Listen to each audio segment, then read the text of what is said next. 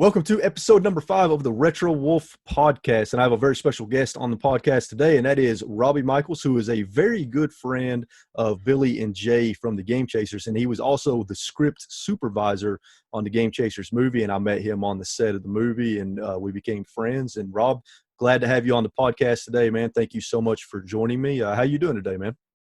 I'm doing well, and thank you for having me on. I mean, this is, on my little show, I get to interview people and I don't really get to tell my story a little bit. So yeah, this is a good thing. It's cool. Awesome, man. Awesome. So before we get started on the conversation around the Game Chasers movie, is there anything that you want to plug today?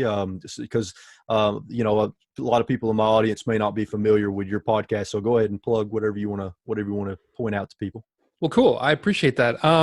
Yeah, I have a Twitch channel called the Order 42 Show, and it's all it's all together. So Order 42 Show, no spaces.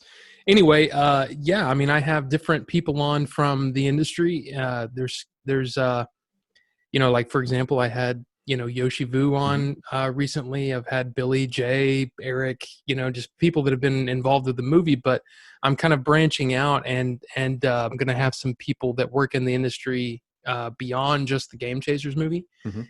But I mean, in general, the show is just a kind of an anything kind of show. I mean, we talk about movies, games, TV shows, books, whatever, geeky stuff we want to talk about. And sometimes it's just a hangout show, and sometimes it's interview based. But yeah, it's a fun show. And of course, I have the YouTube channel as well. It's the same thing, Order 42 Show. So yeah. Hell yeah. Well, first of all, awesome name for the show, man. I really like that. I feel like that's a pretty cool name. And I'll leave a link to the Twitch channel and the YouTube channel in the description down below. So anybody watching the YouTube channel or the YouTube video, you can just go down there and click that link and give him a follow on Twitch and a sub on YouTube if you want to listen to some really good podcasts with a lot of interesting content. So cool, man. So what I'd like to do today is, because me and you talked a lot on set the 4 days that I was there, but we didn't get to talk a whole lot about your experience. And then, of course, even after I left, your experience wasn't over yet. You were still doing your thing for another week, I believe, after I left. So I'd like to talk to you today and just kind of get a rundown of your experience from beginning to end, whatever you want to share, funny stories, how you felt being on set as a script supervisor, and of course what a script supervisor is, because I'm sure a lot of people listening to this may not be familiar with that job on a movie set. So yeah, man, just whatever you want to talk about, and then after that I'll kind of go over my experiences on the set as well, which kind of intersect with yours since we were there those 4 days that I was there. Sure. And then we'll talk about it. So go ahead, man. Yeah, I mean, well, gosh, where do I start? Yeah, I've known Billy since 1994. We worked together at Kroger, and we just formed a friendship. We became friends there. And then a few years later, I started working at Blockbuster, and shortly after I got hired, Jay got hired. Nice. And so we worked together probably for, I don't know, a few months, and then Billy came on. So it was one of those things where, and then Rufus, and I mean, there's other people that have been involved with the with Game Chasers have kind of come in and out of my life ever since. So that was what 20 something years ago. And as friends do, you sometimes they kind of come in and go out of your life, and all that kind of stuff. And we'd lost touch for a while, and then I guess it was about 6 years ago, I got really, really sick. Where, I was in the hospital, had, over a 3-year period, I had 7 surgeries. Dang. Yeah. Spent three months total in the hospital. And that's a long time. That's a long time. But anyway, through all that, when you're in the hospital or you're in recovery or whatever, you're looking for things to entertain you, and things to whatever. And I've been kind of keeping track of them, over the years, seeing them, grow the YouTube channel and stuff like that. So I started watching them, and I was like, man, you guys are, a bunch of dorks, it's just so much fun. And, like I said, we just kind of kept in touch, and we kind of reconnected while I was sick, them kind of checking up on me and all that kind of stuff. And then, yeah, I guess it was over my recovery. It's been a long road, but then I guess it was August of last year. I was in a job. Let me see. How can I put this? I was in a job where I did field marketing for a very, very large tech company. And I'll just say that field marketing, meaning we had reps going out and being kind of like an ambassador for that company. And I worked in the corporate office. It was one of those things where I really enjoyed the job for a while, and then it really started to get to me, and it really started to be like, okay, I'm done. I'm tired of this. Yeah. And the timing was just insane, because I think it was on a Tuesday. Like in the middle of the day, something made me mad, and I got up from my desk, took my laptop, and I said, I'm going home. I can't take this crap. Blah, blah, blah. Walked out of my job. And I was making okay money. This isn't like, just your typical, run of the mill job. I was making really good money. But I was just, I was at my wit's end. Yeah. And then I want to say it was the next day, Billy texted me and he said, hey, I'm going to be in the area. You want to go get dinner? I was like, sure. I think that was that Thursday, right? So Thursday night, I'm on my way home and I get that text. And I said, yeah, what do you want to meet? So we met, ate, and we talked about the movie. And he showed me the script. He showed me some of the things. And he goes, I'd love for you to be involved. Now, going back just a little bit, when the Kickstarter had happened, during the Kickstarter, I didn't say anything or whatever. I supported the movie. And I just put a little note on there. I said, really proud of you guys, whatever. And then I texted them and I just said, hey man, I'm seriously, both of you guys, I'm really, really proud of you guys, all that stuff. And I just, I hope you get everything you want and everything you need, and all that kind of stuff. And they were very appreciative of it, but I didn't say anything about working on the movie, even though I really wanted to. So when he kind of came along, right as I was, sort of at my wit's end of my job, it was like, this is weird. The timing is very strange. And so it was the last week of August, right? When we went to dinner. That was Thursday night. By Saturday morning, because he'd said, yeah, I'm going to send you the script and you can let me know, whatever. And I read the first 10 pages or so, and I made the decision that I was going to quit my job and do this. So I was going to walk away from everything I'd been working toward, right, and just do this, because there's something like it just really connected with me. And so when I went into work, because that was Labor Day, right? It was off Labor Day, hung out with them, and then Tuesday I turned in my 2-week notice and then started working with them. So yeah, it was the timing was awesome. And then yeah, he said, yeah, I want you to be script supervisor. And I'm like, awesome, great. And then get off the phone with him, and I'm like, what the heck is a script supervisor? Because I had no idea what it was. Yeah. I just knew that I wanted to help however I could. And so I started, what basically I did was I got on YouTube and started watching videos about what script supervisors do. And just to explain really kind of in a small window what it is, because I mean, it's a big job. It's an impossible job actually on set. What you're doing is you've got the script there, and in a lot of ways you're attempting to keep them on track with, like if somebody needs a line, all that kind of stuff. The problem is, because of the way that we were filming, and because most people on set weren't official professional actors, we had to kind of do rewrites almost every day. So typical script supervisors got the script there, and somebody needs a line, I call out the line. We couldn't do that because we had changed the script, minutes before filming. So we just couldn't do that.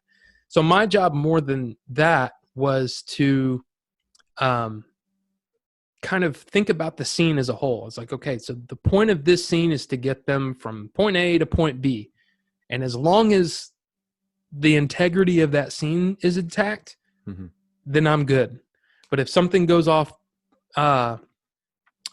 like goes off the rails there, I got to be the one to kind of say, hey, this isn't in scope of what we're trying to do here. Mm-hmm. On top of that, there's continuity. So not just continuity within, the script itself, but continuity with their wardrobe, with their hand placement. Like if there's, you know what I mean? It's a huge, impossible job because you cannot keep an eye on everything. Yeah. And because of the way that we filmed, there was a lot of improv, right? There was a lot of just, hey, let me try this. So we'd try something. Now, my problem is I've got to think about, okay, so this scene takes place in the first third of the movie, but then we tell a joke in the last third of the movie that we did last week. We don't want to reference a joke in the movie before it actually happens. Right. So there were times where I had to say, hey, we can't do that. We can't do that yet because we don't do that until later in the movie. And they're like, oh yeah, okay. Yeah. Okay. Let's think of something else. But then the other part of the job in an official sense is to keep track of every shot and every take. So it's basically like, it's scene 34, take 1. Or scene 34, let's say alpha, take 1, because there's scene 34 and then there's alpha, Bravo, Charlie, Delta, right? All the way through.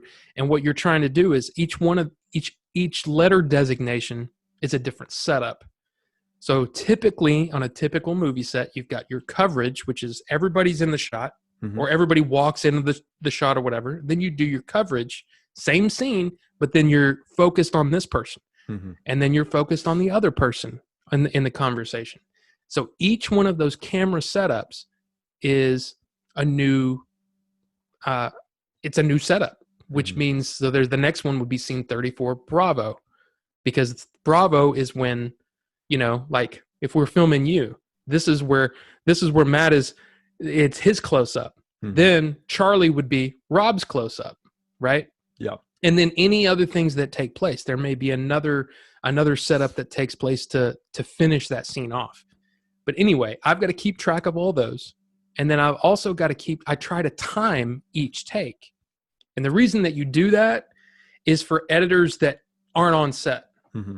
So an editor that's separate from the writer, director, all that stuff, all they do is they get, here's all the footage, and then here's the script supervisor log.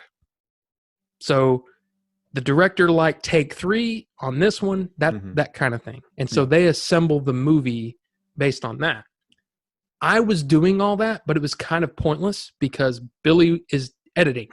Right. So you've got the writer, director also editing. So even though I was really being very focused on that, in a way I almost feel like I shouldn't have been. Like I should have been more concerned with the continuity part of it, and also kind of helping Billy be almost be another set of eyes for Billy. Right. To say, I think this could have been done better, all that kind of stuff. I wasn't focused on that stuff. But there were definitely times where I overstepped my boundaries as if I was on some other movie where they weren't mostly my friends. Yeah. I would have been overstepping my bounds, as a script supervisor, to go, hey, maybe we should do it like this. Hey, maybe instead of them coming in this side, you know what I mean? Blocking and all that kind of stuff. So yeah, it was an interesting thing, but yeah, now I've done some sound editing after the fact for post-production now that filming's done. I've done just basic, be a person that Billy can bounce ideas off of. He's like, hey, do you think this works? Yeah, and I've watched a rough cut of the movie, which was probably 80% of the movie. Yeah. But the fact is, it's whatever Billy needs, Right. So quick question. So as script supervisor, I would imagine that you have to know that script frontwards and backwards like the back of your hand. So how many times did you read the script in order to get a good in-depth knowledge of everything in the movie so that you could keep track of all this stuff? I would think it was probably 20 or 30 times minimum. Yeah. Now, the weird thing too is that, again, they were revising it like daily. And then there were times where, you know, I'd be working and I don't have it anymore. I gave it to Billy. It's basically my notebook with all the, you know, the markings and all that kind of stuff. One of the other things that I do is I flagged each scene on the script, on the pages, so that you could quickly go, oh, scene 34, psh, and you can just turn right to it. But then what a script supervisor is supposed to do is, as they're marking, or as the thing is being filmed, there's like it's kind of hard to explain, but so let's say this much of the page is the dialogue in the scene, and there's two people talking. Well, as I said, there's a shot on you first, right? And so that's 34 alpha. Well, in that one, I mark through the alpha is you talking, and then anytime that you're not talking, you do a little squiggly line.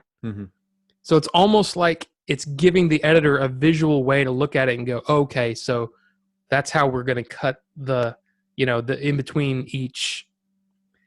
It's impossible, dude. It's impossible to do it all and to keep track of everything. It is absolutely impossible. And that's, I think anybody that you talk to that's a script supervisor, they will tell you that it's impossible to keep track of everything.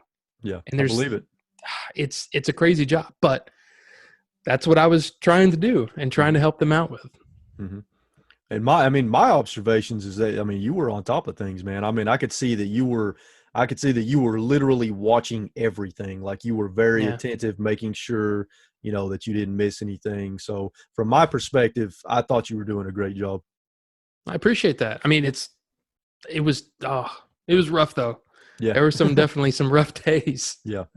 I bet you were exhausted at the end of each day, man. Yeah. Cause and that's that's interesting that you say that, because it's one of those things where, you know, like the actors, like they might not be shooting everything on them all day. You know, they may need to be there all day, but they've got that time where they can just relax brain wise. They can just, they can click off, you know, whatever. No, I've got to be attentive every time we're shooting. I've got to be on, you know, so I had 5-hour energies. I had the little, what are those, the little things with they're like pop rocks, but they're energy pop rock. I mean, I was doing, man, everything to kind of keep engaged all the time. And it's 12-hour shoots or 12-hour days. It's tough, man. So it was really mental exhaustion more so than physical exhaustion. Absolutely. Yeah. Which sometimes mental exhaustion can be more exhausting than physical exhaustion, I think. Yeah. I mean, it was and the thing is that I'm trying to think of I probably had 3 big days where I screwed something up. It happens. Where I didn't catch something. Yeah. And that's another thing is that I'm one of those people that, you know, I beat myself up when I don't do something right. Yeah. So on those days, I had to really just kind of go, okay, forget about that. It's done. We're dealing with it now. Move forward. And instead, I'm sitting there, I'm beating myself. Oh man, I should have caught that. And then I'm like, crap. Yeah. I gotta pay attention to what's going on now. You know what I mean? So it's just, yeah. So it is crazy. It was definitely exhausting though, for sure. Yeah. But at the same time, I'm sure that you'll agree, as much as it was exhausting, it was probably just an incredible experience all around. Yes. I mean, because I mean, I'm like first and foremost, like those guys, you know, and most people, you know, kind of in the surrounding this community, they're very into the video games and all that stuff. I'm a movie dork. Yeah. I'm first and foremost, I'm a movie dork. That's who I am. I mean, I love my video games too, but movies come first for me. They always have. And so for me to experience all the things that I'd been reading about and hearing about and seeing, you know, behind the scenes special features, you know, on the DVDs and Blu-rays, to be able to be there and experience it with some real professionals was it was just an amazing experience. I wouldn't trade it for anything. It was amazing. Yeah, and I feel the same way, and I'm sure. Tell me if you agree with me on this. So, and I only spent 4 days on set, which is a fraction of what you spent. But even after that 4 days, like now, when I watch behind the scenes footage for a movie, like you said on a DVD, it gives me a whole new perspective on it. Do you feel the same way? Absolutely, and what's kind of cool is like, well, number one, learning about being a script supervisor, learning about continuity. For me, I started watching movies in a whole new light, and I'm noticing things that I didn't notice before. Like there's some really bad continuity errors in like The Dark Knight that I noticed. And I'm like, how did they not catch this? But the first rule of being a director, editor, all those things is the performance trumps everything. Right. And that's why sometimes you'll see those continuity errors, but they're in there intentionally because either the shot was perfect or, there's something about it that made that better, and they would rather deal with that continuity error, what you know what I mean? Yeah. But as you said, though, it's like, I remember the Rise of Skywalker special features, which I wasn't a huge fan of the movie, but I'm sitting there watching it and I got a whole new appreciation, not only just for the movie, but it's like, that's literally like it was on our set, just larger, a larger set, more people, more money to spend on somebody to look out for this and to be the prop guy, just props, not props and sets. And, like David Moline, our set, I guess, art director, I guess you would call him. He did everything. Yeah. But usually you have a whole team of people that are focusing on that stuff. So it was cool to see that it really is just about scale at that point. You know what I mean? Yeah, and that's a testament to how good the team was on the Game Chasers movie. You know what I mean? Because it was real. I mean, my observation was that it was everybody worked together so good. The communication was great. The teamwork was great. It was like a well-oiled machine watching everybody work together on the set, and everybody was working. I mean, even me and Gabe, we were like, hey, put us to work. Everybody was working together, and that's how you guys were able to achieve something this monumental in such a short a period of time with such a low budget. Yeah. And I think it's a testament to, like, I remember on one of my previous shows, I had said something like, from the director all the way down to whatever. And it's like, you know what, when you're on set, I don't look at it that way. It's everybody has that position to play, and it's like calling, well, the kicker, on a football team only does, this. Yeah. But if he's not there, the whole team falls apart. Yep. If you've got the quarterback trying to be a kicker, you just can't, it just doesn't work. And that's why, like, not only is each one of those people, just instrumental to get what we have to get done, but then you get a whole new appreciation for what Billy had to do. Right. And I mean, not to blow Billy up any more than he needs to be, but at the same time, it's like he wrote the thing. He's acting in it, he's directing in it, and now he's editing it. That's a lot. And so he's got to wear all of those hats all the time. Yeah. And that's why, like I even remember on set, there were days where it was like, man, I wish Billy would join in with the conversation, but he's off in a corner and he's just thinking. Yeah. And it's because he's got to do that. Yeah. And talk about somebody like, and that's why I think if we do this again in the future, he'll want to step back a little bit and say, okay, well, maybe I'm not going to be the, the one of the main characters. I'll be somebody in the background so I can do what I'm good at, Yeah. But it's just, everybody was just so insanely good. Oh, yeah. And from my perspective, right, it's like, I quit my job to do this. And really let's just say it. I love those guys. They're like my brothers. So I want to help those, Billy and Jay out any way I can. Yeah. So I'm almost there in a different way. I'm not doing it for a portfolio. I'm not doing it for money. I'm doing it because I love these guys, right? Everybody was so professional and so good that it seemed like they were there for the same reason. Right. And I think that you were lucky that you came in sort of later in the production. Yeah. Because that first few days, there was a feeling out process between everybody. Because there was a lot of people that didn't know each other. You Yeah. know, even the professionals didn't know each other on that level. But at a certain point, there was I honestly think it was because Jay stood up one day during it was after kind of that initial like, hey, this is what we're doing today, you know, that kind of meeting, that pre-production or pre-shoot meeting, I don't know what you call it now. But we were all sitting there kind of eating and just kind of chatting and whatever and getting ready for the day. And Jay stood up and he said, hey, look, I just want to say I appreciate everybody here. And there are no, you know, I've heard that there's like a division on most sets between crew and cast. He goes, I don't look at it that way. You guys are welcome to come sit with us. And I would hope that we're welcome to come and sit with you. We're all here for the same purpose now. You know, we're all here to make this movie. Let's, you know, and it was kind of weird because Billy was, I think, probably like focused on something. So he didn't make that kind of, that's almost a director thing to say in a way. Because the director is kind of like the captain of the ship. Yeah. But Jay stood up and said that. And I think at that point, it became almost like a passion project for everybody. And it was just awesome. It was just an awesome congealing of ideas or whatever for one purpose. It's awesome.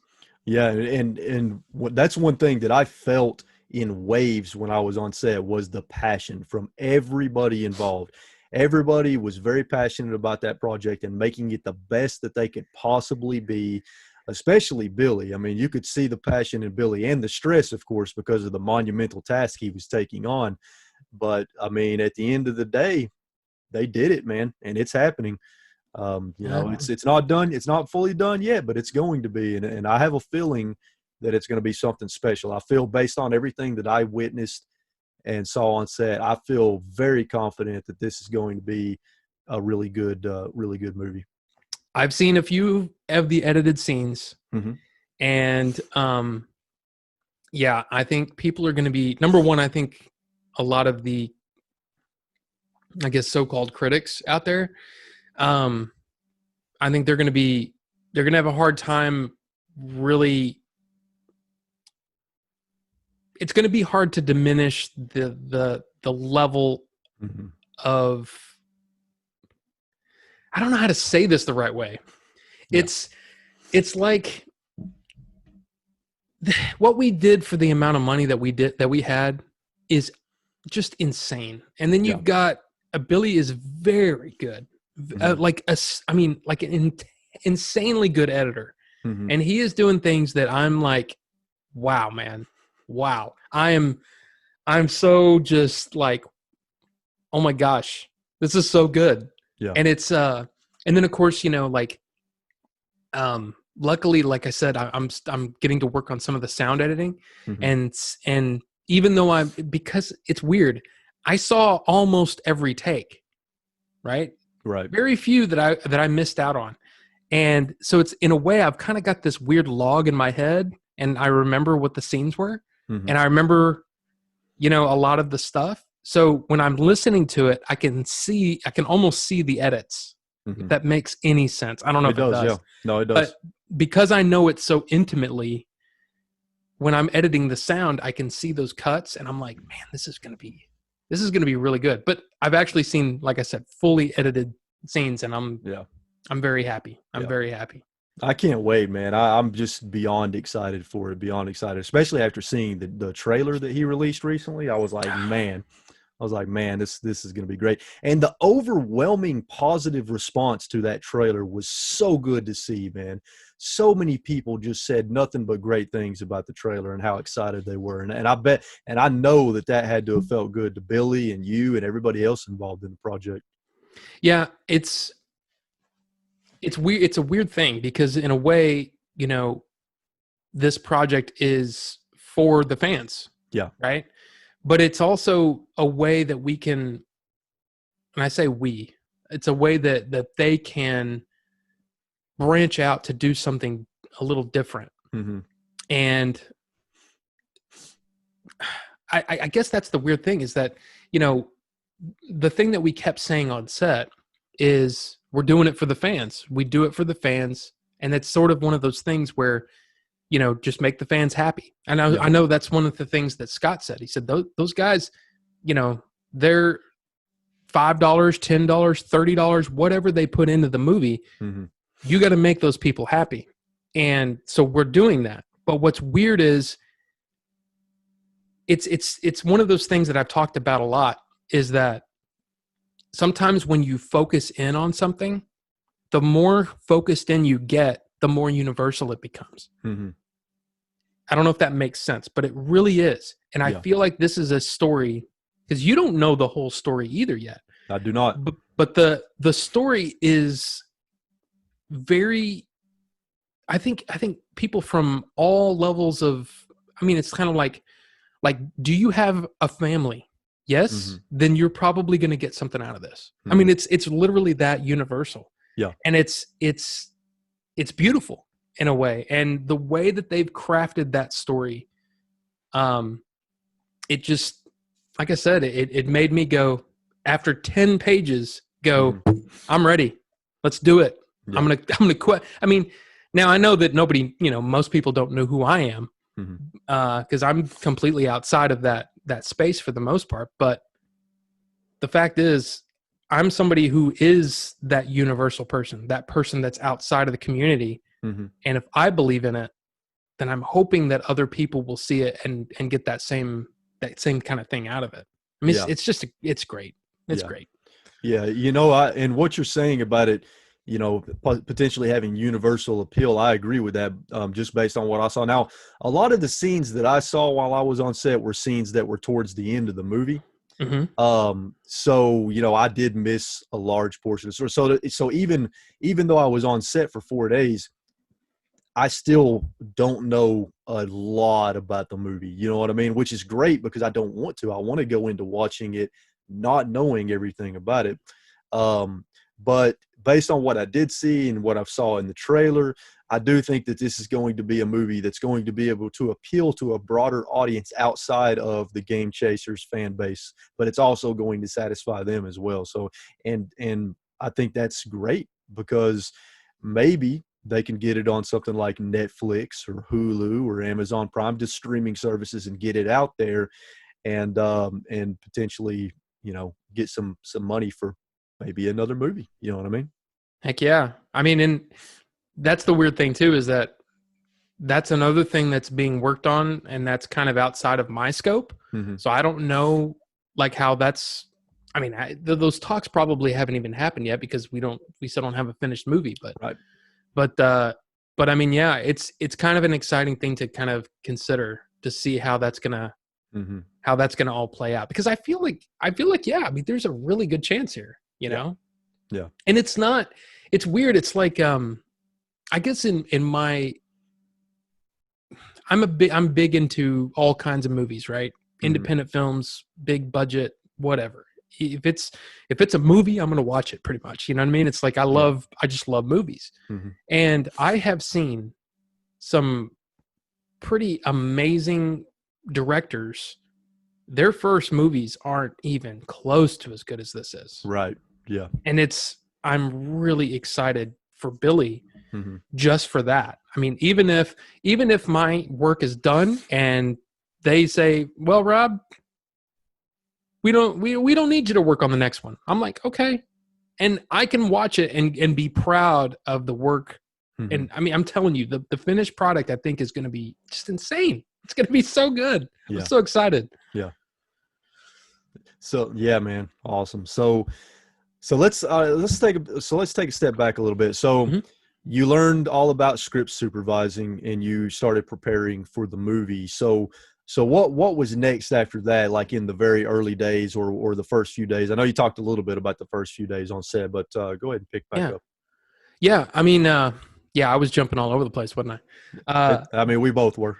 Yeah, but the weird thing was, because I basically, when I quit my job, the first thing I started doing was, again, kind of doing my research, reading articles, interviews with script supervisors, watching videos on kind of their processes and things. And I'm just like, okay, this is a lot bigger and more important than I thought it was going to be. Okay. And so I'm just trying to my whole thing, and that was the thing, is that when I got on set and seeing all of these very professional people and everybody moving with purpose, you know what I mean? Yeah. The first day it was like, okay, I just don't want to be the guy, the weak link. I don't want to be the guy that's in the way, because man, I was in the way a lot. It's like I want to help the production, not hinder it. So I was constantly doing that all the way. So from mid-September all the way to we started shooting 1st of November. That was my goal, get as comfortable with the process as possible. On top of that, I was helping Billy with scouting locations. Right. So we were doing all kinds of stuff, just going places and going, okay, this might make a good, place for this scene or whatever. And I know there was a couple of days when Billy and I were literally just driving around all day looking for places and going, hey, well, what about this place? I saw this online. Yeah, let's go. And so Billy's driving and I'm in the passenger seat, and I don't know if he doesn't care about this, me telling this story, because it's really my screw up. For some reason, maps on my phone just totally screwed up and sent us completely the wrong direction for like an hour. And so we're like, I don't think this is right. And then we're looking at it, I'm like, oh my gosh, it took me to the same place that we'd called it. It sent us to a different one that was way south. Ooh. So we had to kind of backtrack or whatever, but it was still a fun couple of days, and it's just us being stupid and silly and driving around and stuff. And that was fun. Yeah. But what was funny was we did all of that location scouting. And then when Rudy kind of came in, I think that was the wake up call for all of us, is when he sat us down and he said, okay, you've got all these locations planned out. That's awesome. They're not going to work.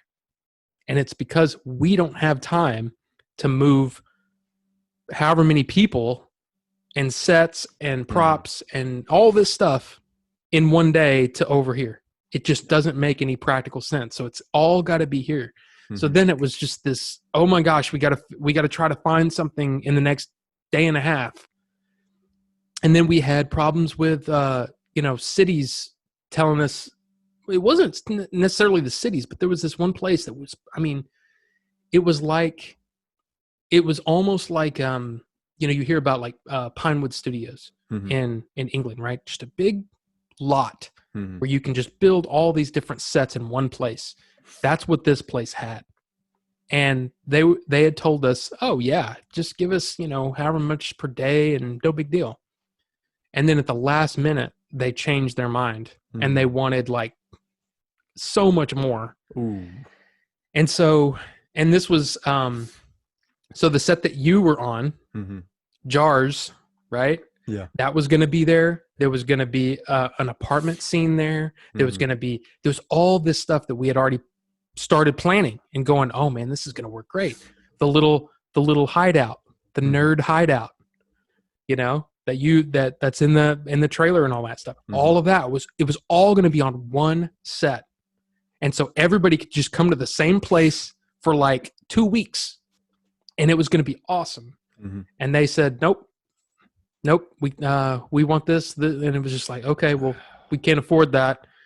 And that's unfortunately kind of a symptom of the whole industry, because there was one point where Billy called me up one day, and again, that whole month and a half was a blur. We were constantly doing stuff, but he called me up one morning and he said, hey, I need you to drive to Dallas to meet with this guy that makes tents. Okay. Okay. What do I need to, and he goes, you remember the scene? I'm like, yep. And he goes, that's what we want. See what he's got, see what pricing is like. Okay. I go out there, spend an hour and a half in traffic to get there, because I live on the Metroplex is kind of set up like, Dallas is on one side, Fort Worth is on the other. Well, I live on Fort Worth side. So it took me forever to get to the other side, middle of the day. And I get there and the guy's like, oh yeah, man. And he comes in and the place is just trashed. You know what I mean? I'm looking around and I'm like, how do you find anything in here? But apparently he's like one of the biggest like tent rental places in DFW or whatever. And he's like, yeah, we can make you a custom tent. We can make you blah, blah, blah. And he's giving me these prices because he's asking me, so what is this? And I'm like, it's a movie and it's like an independent thing. And, we raise some money and blah, blah, blah. And he's like, oh, that's cool. And he starts rattling off prices that are like 10 times more than we could afford. Ooh. Every single thing he says is like 10 times more. Yeah. And I'm taking pictures and I'm sending them to Billy and I'm like, dude, this isn't going to work. This is just not going to work. Mm-hmm. And he's like, why? And I'm like, he's quoting me like, for the day, there's going to be like $30,000 for the people to come out, set up the tent, and then take it down at the end of the day and go. One day, $30,000. That sounds like price gouging to me. It's what it is. It's one of the things that we had to really look at is there are going to be people out there that hear the term movie production and they go, oh, well, they've got all this money. Same thing happened with one of our locations, which I don't know if Billy mentioned, but one of our locations fell out like literally 12 hours before because the guy, I don't know if he did some research and looked up, oh, look at how much money they raised or look at how many subscribers. I don't know what changed, but the guy said, no, you guys aren't coming out here unless you pay me like twice as much. And it was like, well, we can't pay that. So it was kind of like we had to rush at the last minute to find another place to film. Yeah. And it was so frustrating too, because the guy, that's one of the things about location scouting is a lot of times it's literally, walking up to people's doors and going, hey, you think you could film here and blah, blah, blah. I walked up to this guy, talked to him, and he invited me into his house. We sat there and chatted with him. He seemed like, oh man, this is just cool. I'm really, this is going to be exciting just to watch the process and see how it works. And I'm like, yeah, it's going to be awesome. And then 12 hours later, he's like, or 12 hours before the shoot, it's so bad, man. Yeah, it's so bad, and it's like we would rather do without than pay some of that stuff. It's just, it's almost like, you kind of think about, you hear about all this government spending stuff, right? It's like, the hammer costs $1,000 or, you know what I mean? It's almost like the movie industry is a lot like that. And sometimes that's why those budgets go so crazy is because it's just like, well, just throw money at it and we'll get it done. Right. We couldn't afford to do that. Right. Like at all. Yeah. So.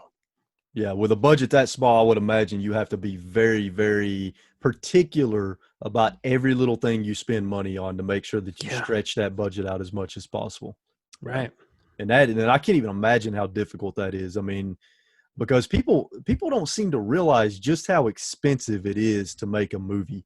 They don't seem to understand that the amount of money that you guys raised in Kickstarter was great, but it was minuscule in compared to, even some of the smallest, major motion pictures. That's minuscule because they could have millions and millions of dollars of a budget for even the smallest major Hollywood motion pictures. So people don't seem to get that. And all they got to do is do a little bit of research and they'll quickly realize just how little bit of money that is. Well, just think about, like, for example, the one that keeps coming up is Clerks, right?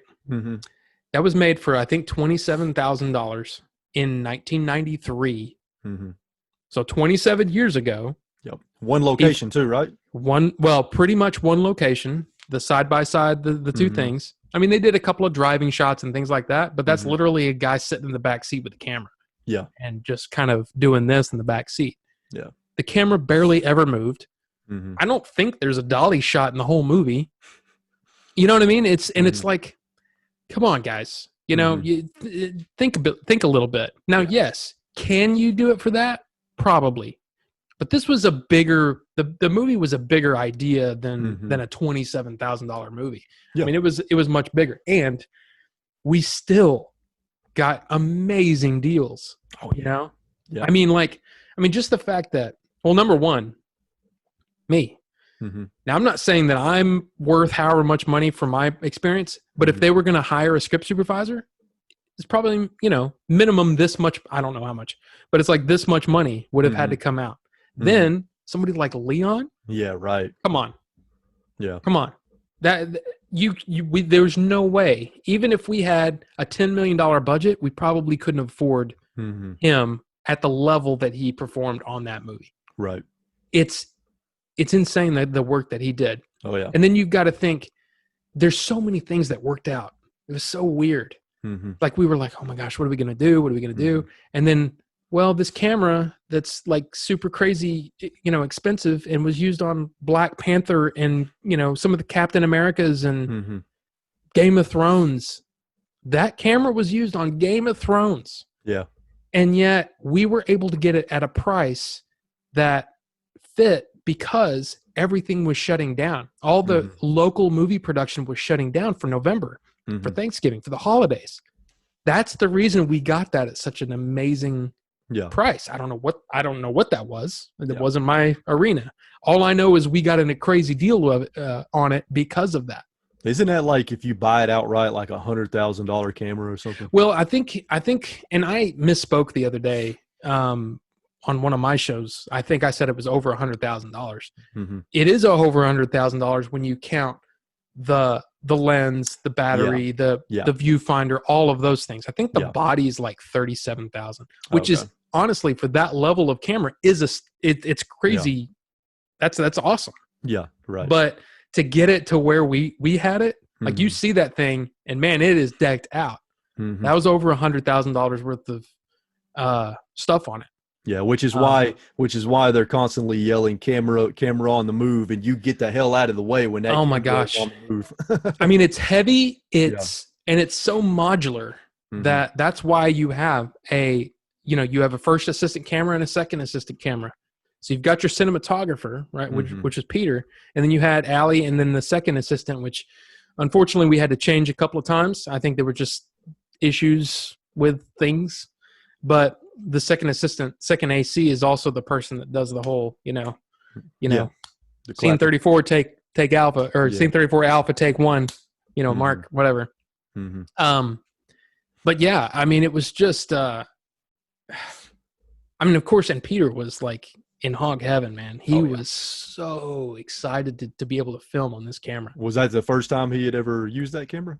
I don't know if it was the first time, but I know that it was. I mean, he was pumped, because it's like, I mean, yeah, even some of the crazy stuff that he's done on his own. There's that new the Black Magic Pocket, I think, which is I think it's an 8K camera. It's still not at the level of the Alexa Mini. Right. I mean, that thing, it was so so cool to be able to watch that kind of stuff. And then, of course, I'm sitting there with this big monitor, and I'm like, man, we're on a real movie set here. It was insane. It was insane the stuff that we were able to get. And like I said, just having Leon out of nowhere just text Billy and go, "Hey, can I come out and help you guys out with the movie?" That was awesome. For free. I mean, who does that? That was a big win. I mean, that just shows how much of a fan Leon is and how passionate he was about the project as well. Yeah. Yes. Yeah, it was amazing. Yeah, and the fact that they were able to get him, because he works on a lot of stuff. So the fact that he was available during that time to even help was but same reason. Same reason, right? Yeah. Things shut down around the holidays, right.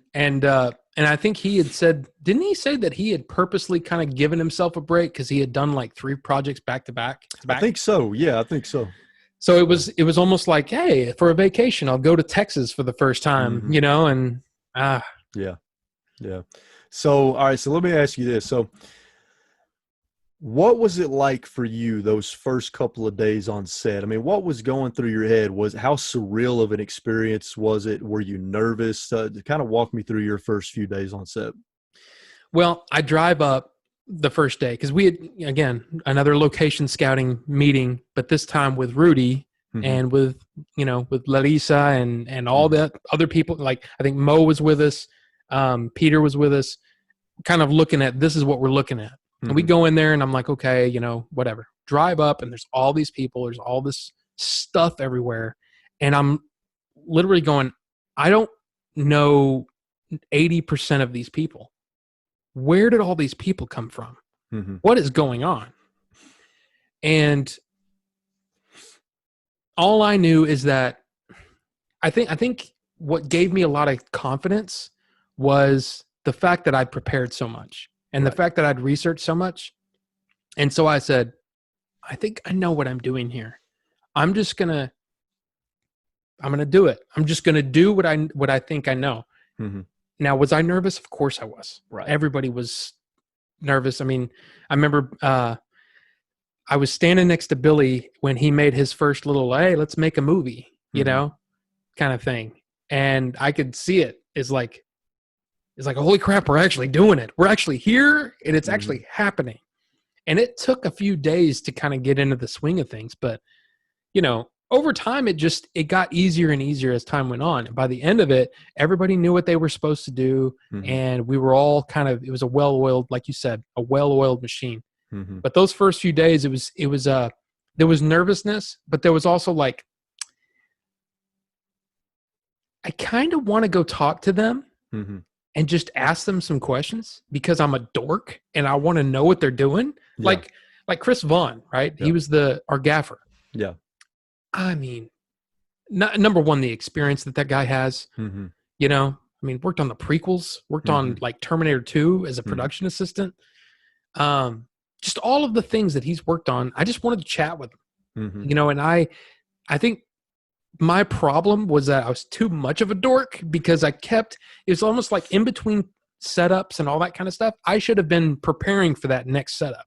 I wasn't doing that as much. Yeah. I was going and asking people, hey man, so what was it like to do blah, blah, blah, blah, you know? Yeah. Or what are you doing here? What does that do? And like Peter, I left Peter alone.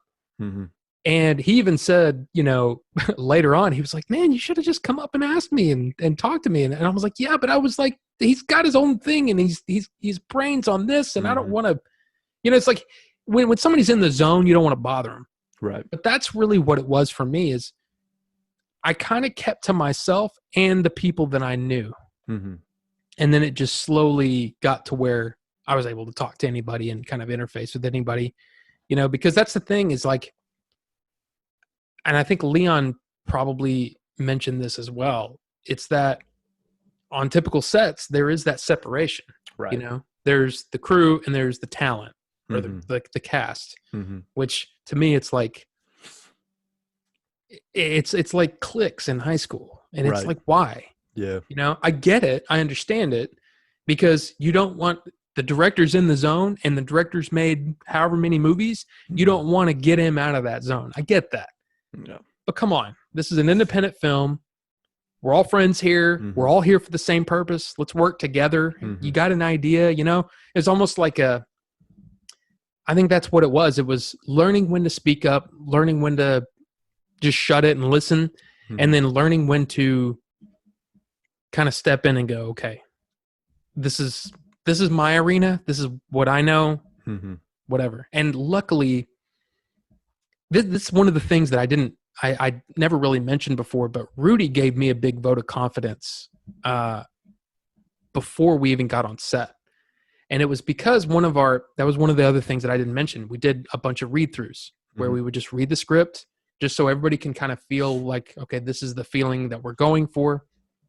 So we'd read the whole script. And we did it like 4 or 5 times as a cast, sometimes full cast. Sometimes I would play every part.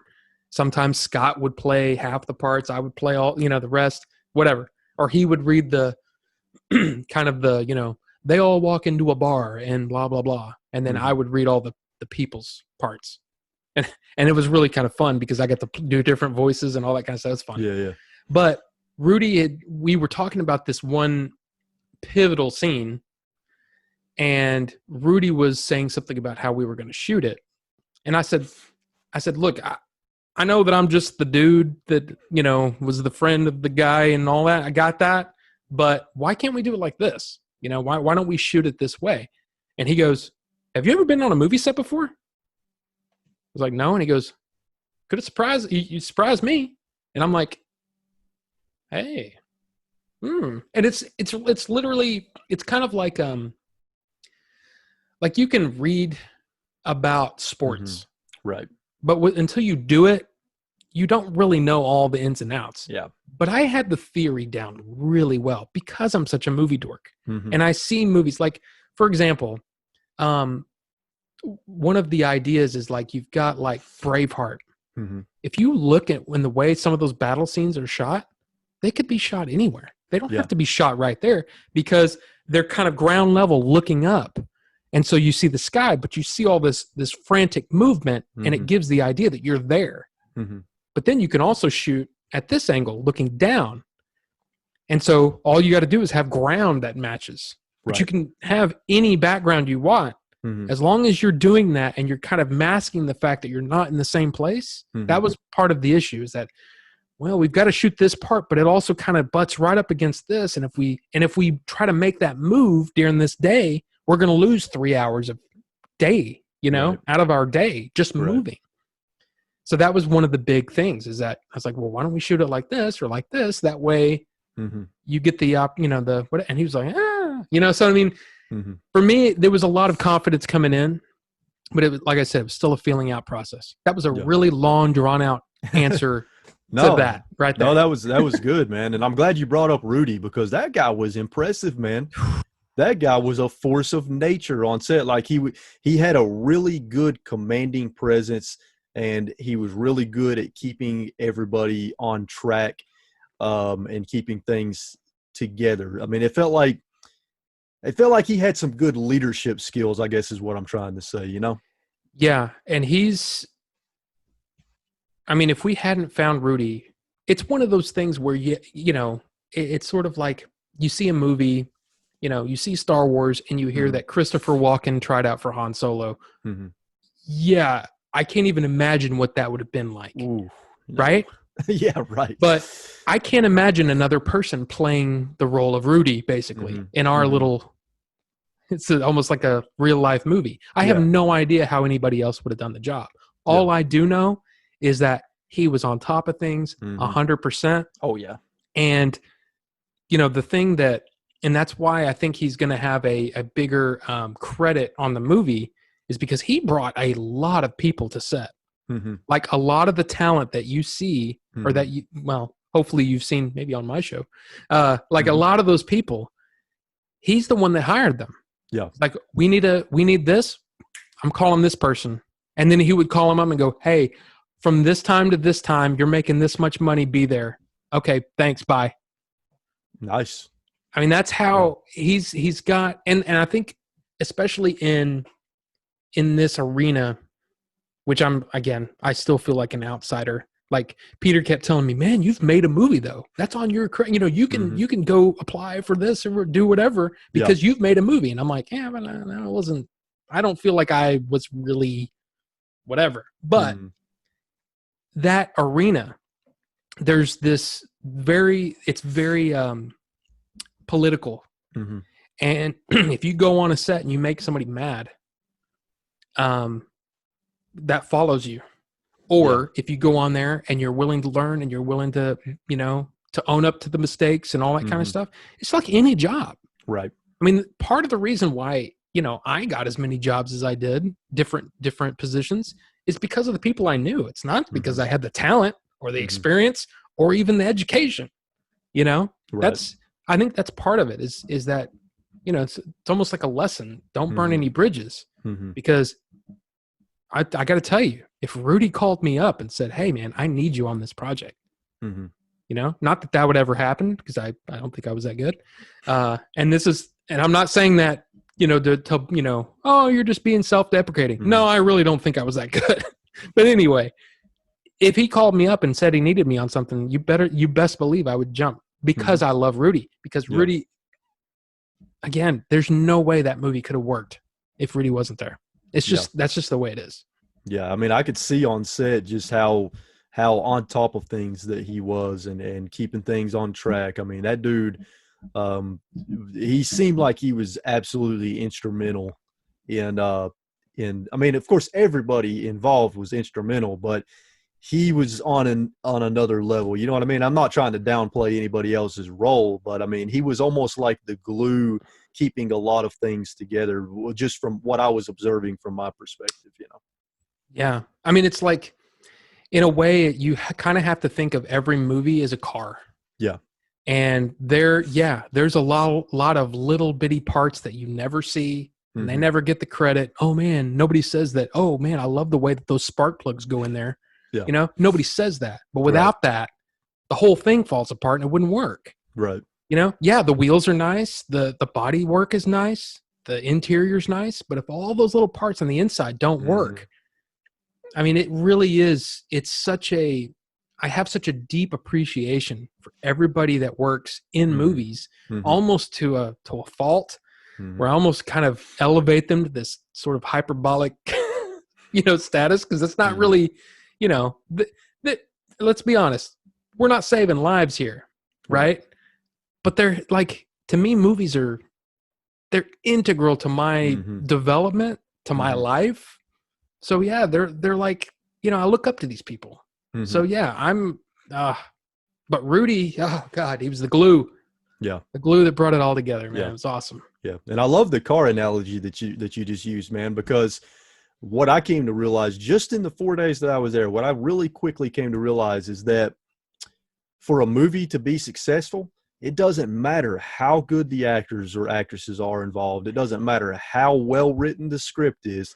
If you don't have a really good crew that works well together, everything's going to fall apart. It doesn't matter how good those other things are. You could have the best actors and actresses in the world, but if the foundation being the crew, the foundation of everything that puts all these different elements together, if they're not good, it's not going to succeed. That's what I really quickly realized. And that's one of the reasons why I feel so confident that this is going to be a great movie, because of what I saw on set and that the crew just working so well together. And another thing I love is I very quickly realized that everybody in that crew had a similar sense of humor, and I appreciated that.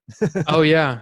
Yeah. And that's one of the things too that, especially I would say to anybody that's looking to get into it, or whatever, it's, I mean, you hear it all the time, just do it. Right. Yeah.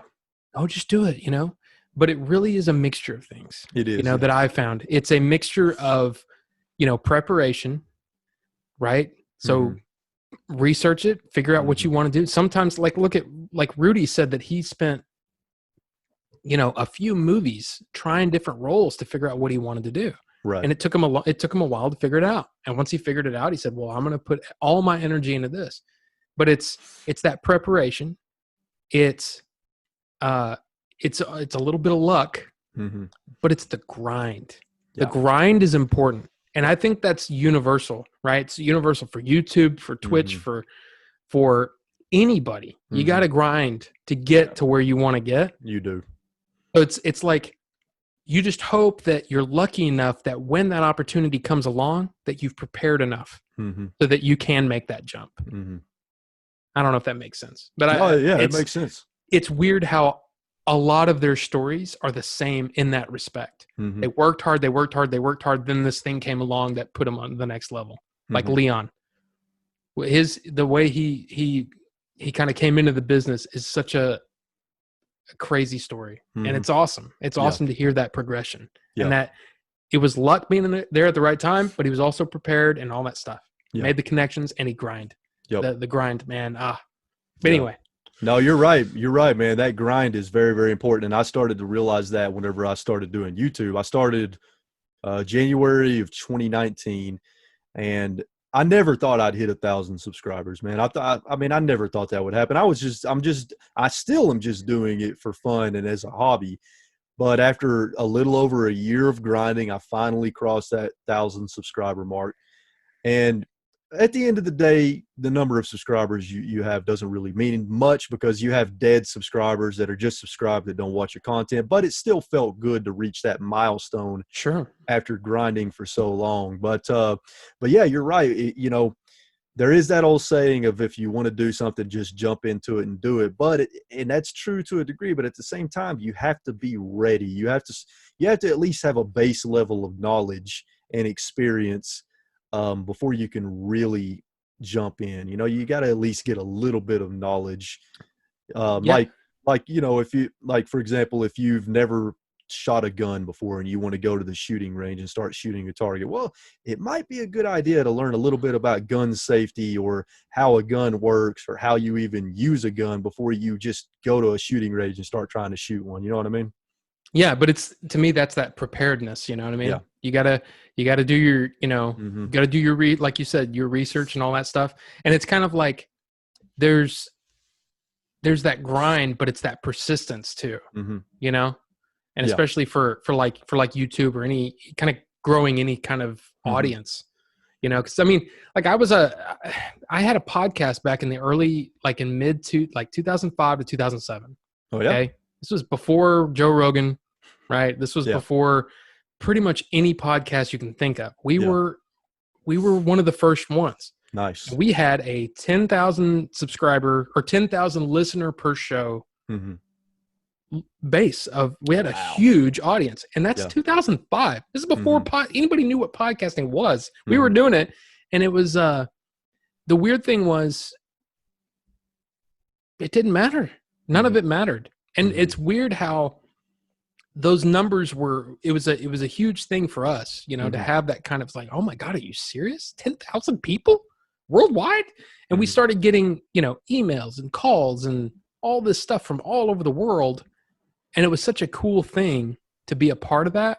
And, you know, like I'm sure you've probably done this too, but you get, you know, sometimes you get like, kind of like I was starstruck when I met Leon just because I'd heard about everything he'd done. Yeah.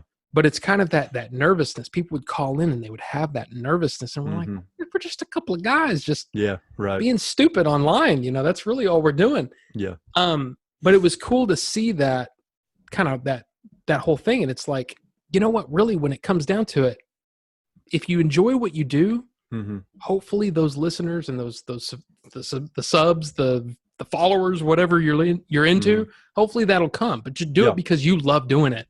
Exactly. You know? Exactly.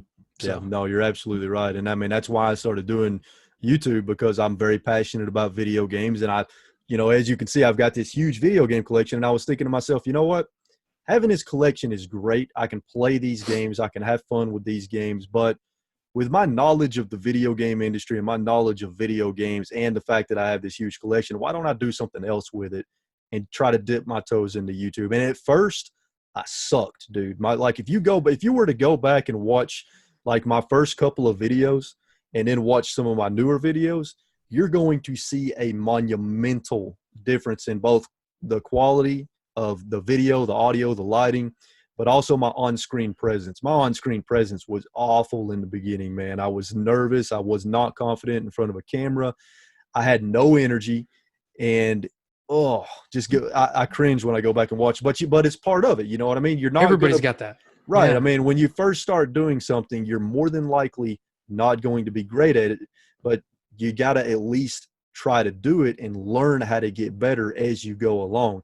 Exactly. And another example was whenever I started trying to finally do like a little podcast for the channel. My first few episodes, I had some major technical issues, man. Like my episode with Leon and my episode with Scott was supposed to have video, and Skype didn't record right. It was super laggy and it looked awful, so I had to scrap the video. I also had audio issues during the Scott episode. I had audio issues and I sounded like Darth Vader the entire time.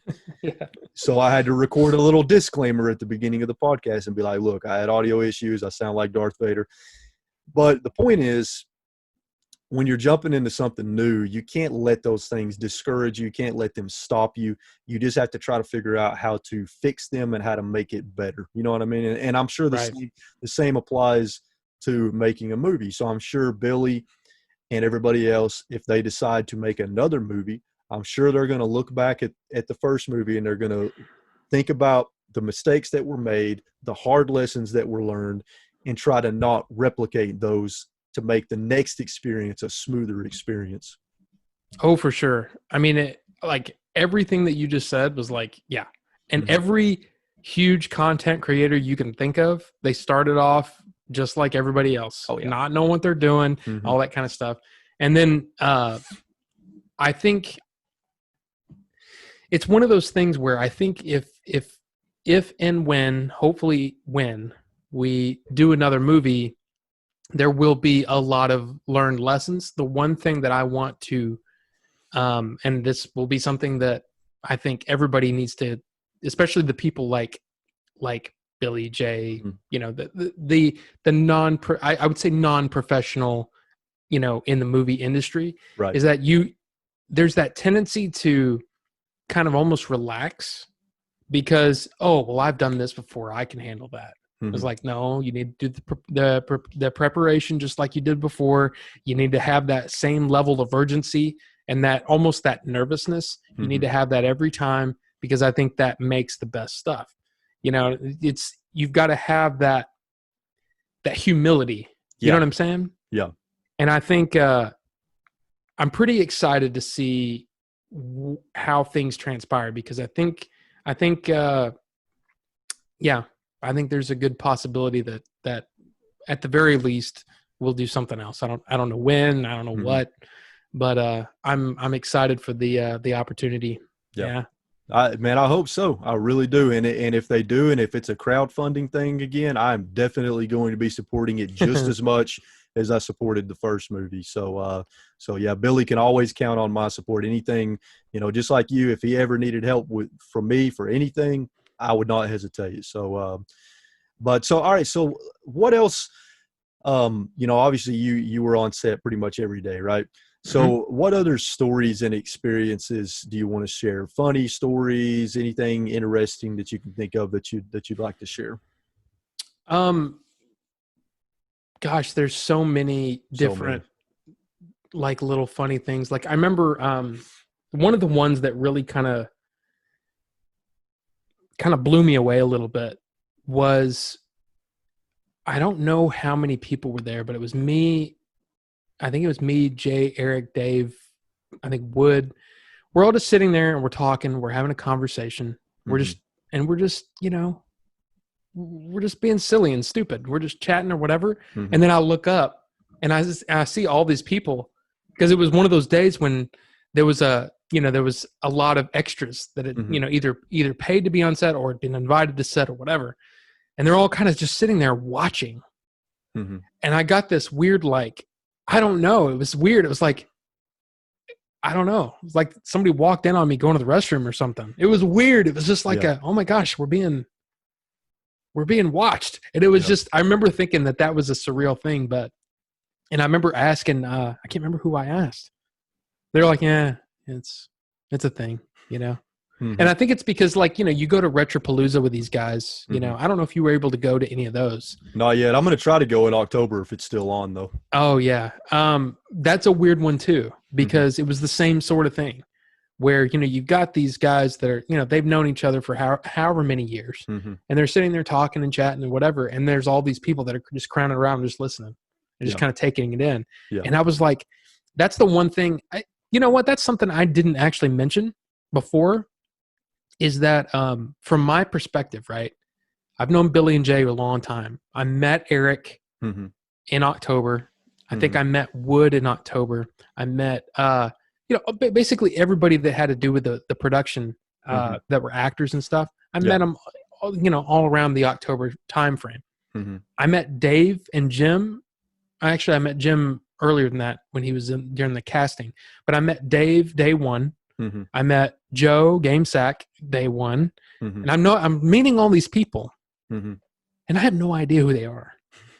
Like zero idea. GameSack's huge. Huge. Right? Yeah, I didn't know who he was either until this. I mean, he's huge, but I didn't know who he was.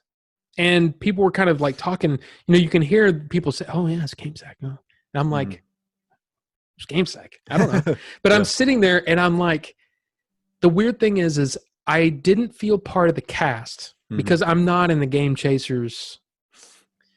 I mean, I kind of am now in a way. I'm kind of part of the crew. And when things, you know, open up and we can do some stuff again, maybe I'll be in, you know, be around something. Maybe I can be the, you know, video camera guy or whatever. You know what I mean? Yeah. But I didn't feel like I was really part of the crew or the cast there. Right.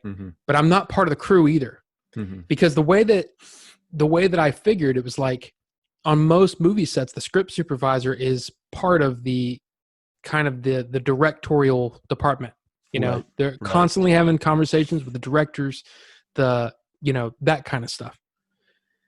So they're kind of like the big boys of even the crew, right? Mm-hmm. That's how Leon was saying they're the adults. The Mm-hmm. adults are talking, leave them alone, right? Yeah. So what's weird is I didn't feel like I was part of them because I didn't have any experience.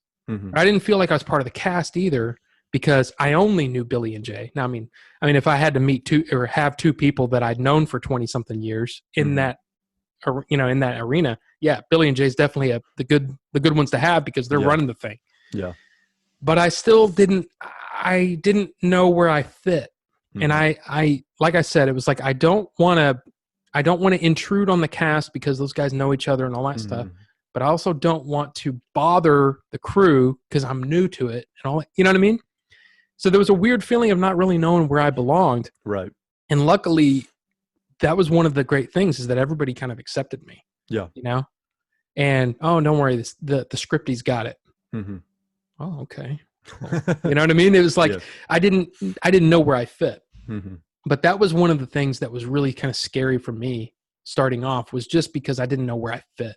Mm-hmm. And luckily the cast, I mean, gosh, those guys, they accept anybody and everybody who's, I guess not a butt to them. You know what I mean? Right. Yeah. They're very accepting guys. But anyway, I'm trying to think of a really funny, maybe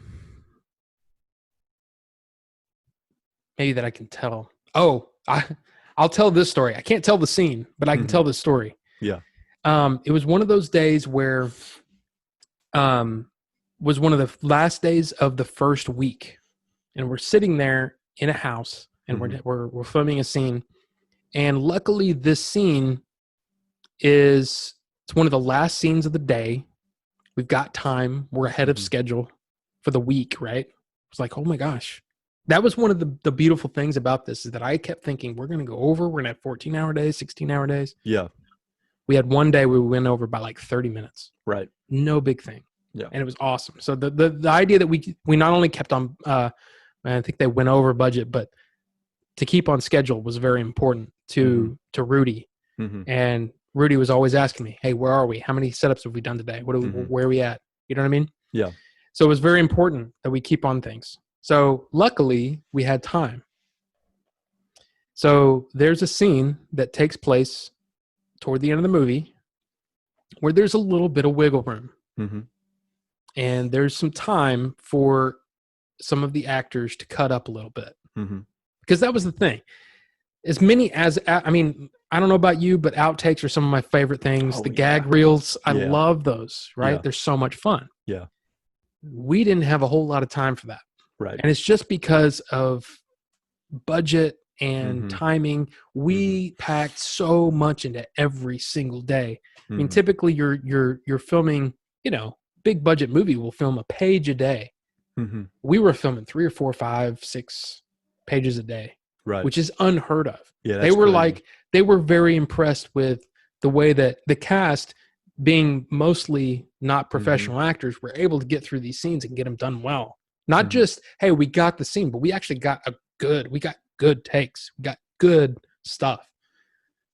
But like I said, luckily this day we had the opportunity to stretch our legs a little bit. Mm-hmm.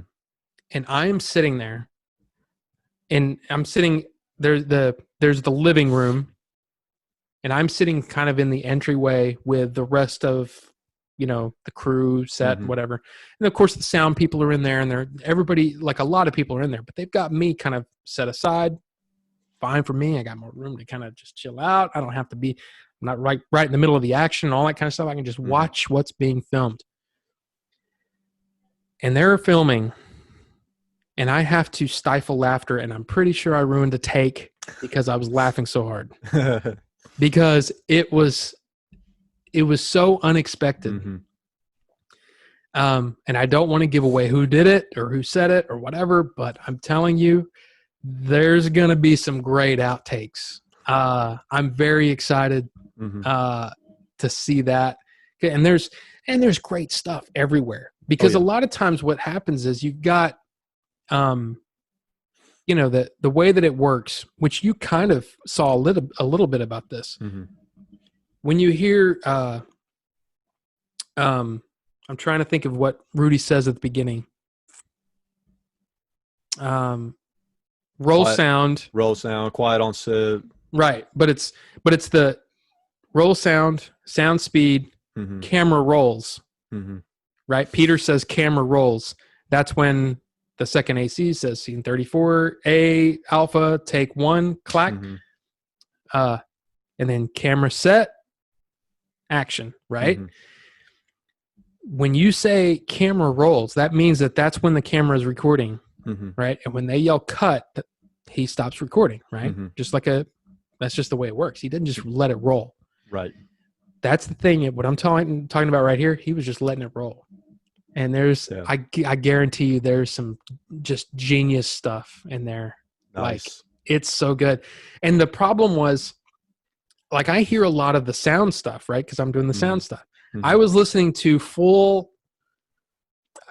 Billy was like, "Hey, just try this," because my whole thing is I'm taking out sounds, right? I'm trying to minimize things. Like, one of the great things about sound editing, I'm a big sound guy. I've always been a big sound guy. I didn't even know that this was possible, that you can sample a waveform in a spectrogram type view, you know, so I can go in there and minimize generator noise. Really? Or here's one of the crazy things that I was doing with this software that I got, industry leading, blah, blah, blah. It's expensive. Okay. I paid for it out of my own pocket. I don't expect to be paid for it, but I'm telling you, it is awesome. Nice. I removed a bird sound from somebody's dialogue. Wow. Now, when you're looking at a waveform, it would be impossible for you to do that. But because of the spectrogram and the way that it lays out the audio in this very, I mean, I've never really messed with it before, but I was able to remove the sound of a bird from somebody's dialogue. That's crazy. I was able to, there's a scene that takes place in one of the, I wouldn't say it's a pivotal scene, but it's you know, you want to try to get the best dialogue as possible. ADR is, you just want to stay away from ADR as much as possible. That's dialogue replacement, right? So that's dialogue recorded way later after production's over, and you say, hey, the audio sucks, and I got to have you come in here and try to match the dialogue to what you're seeing, and we're recording it right here in a studio or whatever. You want to stay away from ADR if you can, right? So this scene was terrible because it was raining. And you can hear ding, ding, ding, ding, ding. You can hear the rain hitting the trunk of the car. Yeah. I went in and removed the raindrops from the trunk of the car. Was that tedious? Very, but incredibly rewarding. Nice. Because it was like when it was done, you couldn't tell it was raining. Really? Wow. That's awesome. It's amazing. This software, I mean, I got to give credit to the software because that's really what's doing it. But I've also got, I'm one of those people that for some reason, anything else, video editing, graphics, no, 3D, no, can't do it. But sound, I love. So and it's awesome. So whenever because I'm in the process of writing a short film that I'm going to shoot and edit. Hopefully by the fall, I've almost got all the equipment that I need. I'm working on gathering all the knowledge I need and start practicing with the equipment. So hopefully by the fall, I'll be ready to shoot it. But maybe I can hire you to help me with some of the sound editing, man. That would be cool. Yeah. I mean, I got to tell you, it's incredibly rewarding stuff. It's so much fun. Now, it can be very frustrating because there's going to be there and you know, full preparation for anybody when they're recording a movie or whatever. You're trying to minimize the background noise as much as possible. Yeah. But what's weird is some of that you want, depending on the scene. Some of it you want. Like there were times when, because what the software does, just to give you an example, is there's one function of it that will allow you to sample the background noise and minimize it. The problem is some of that you want. You want it to sound like you're outside, and so that there's no reverb off the walls, all those kinds of things. You want it to sound like you're outside. So there's a lot of times when I've had to try to minimize, say, there's a highway that's a mile down the road, but you can hear the, you know what I mean? You can hear it in the background. Some of that you want, but you don't want to minimize it too much because then it sounds artificial. It sounds like ADR, even though it's not. Right. You kind of, and then the other problem is that sometimes when you take out some of that stuff, you're taking out some of the frequencies in people's voices. That's another thing I can do, which is very cool that I learned. Yeah. I've been learning. I can actually change the performance of somebody's audio. Really? So if somebody says, man, I can't believe that happened. Right? Yeah. You can actually change the inflection of their voice where it's like, they almost say it like, I can't believe that happened. Really? You can change the inflection of people's voices subtly to where, like, I was doing some tests on some of the test audio that he sent me, and I was changing the way it sounded, and he was like, whoa. I'm like, yeah. Nice. Like, you can actually change somebody's performance and they won't be able to know. They wouldn't even be able to recognize it. They might go, I can't believe I performed it that way. Wow. But you can do that. Yeah. There's ways to do that, which again makes it kind of scary when you think about, deep fakes and things like that. It's like, right. Man, what is real anymore? You know? True. But it's crazy stuff. This software it's cool. Sounds like it had a pretty high learning curve potentially if it can do that much stuff. Same thing. I did my research. Yeah. Weeks of watching tutorials, reading the manuals. But it's almost like because I sort of have an audio background. I mean, I, like the intro song on Order 42 is, I wrote that. Oh, nice. So I have like a music background, kind of, and I've done some, remixing and things like that. So I have kind of a working knowledge of a lot of it, but getting into this really detailed stuff, takes a lot, but it is fun if you like sound. Oh my gosh, check out RX-7 Advanced. It's amazing. Nice. Yeah, I'll look into that, man. Well, I don't know. Like I said, I mean, if you're interested, whenever I make a short film, maybe I can hire you to help me clean some of the sound up and make it sound even better. I've got a really good microphone that Renee Gomez actually recommended to me. The guy that shot BTS. Absolutely. It's called the Rode NTG3. It's like a $700 microphone. Yeah. So I've been using that on some of my newer videos, and man, that microphone is so good. The audio quality is just incredible. Yeah. So that's the microphone I'm going to use whenever I do audio for my short films. And I've got a Zoom H5 audio recorder to go with the microphone. So I just got to get a boom pole, and I got to get a windshield and a few other things. I've almost got all the equipment that I need. I've been slowly accumulating it. And I just upgraded my camera. I get that Monday. So I'm close. What camera did you get? It is a Sony A7 III. Oh yeah. Okay. Yeah, it's about a $2,000 camera. Amazon has a feature where you can do on certain items, you can split it into 5 payments with no interest. You don't even have to apply or anything. That's awesome. So that's what I did with this camera. So it's just, I'm not paying for it all at once, just over the course of 5 months, which is better because I don't have $2,000 right now. Well, yeah, but I mean, but I think even like, if I'm not mistaken, I think, Jacksepticeye? Do you know? No. Okay. He's a huge YouTuber. He's got like 25 million subscribers. Wow. He's a Let's Player. You know what I mean? So he'll, like right now he's in the middle of doing Last of Us Part 2. But anyway, I believe he uses his A7 III as his face cam when he's recording gameplay. Really? So, I mean, A7 III is no joke, man. Yeah. No, it's a good camera. Yeah. So now, I mean, again, this guy probably makes billions a year. Oh, yeah. You know what I mean? So an A7 III, you probably just like, impulse buy. You know what I mean? Yeah, right. But yeah, I mean, that is no joke. Yeah. But yeah, definitely just let me know. I'll, I mean, even if it's, everything works, but this 30-second little clip, and we'll figure it out.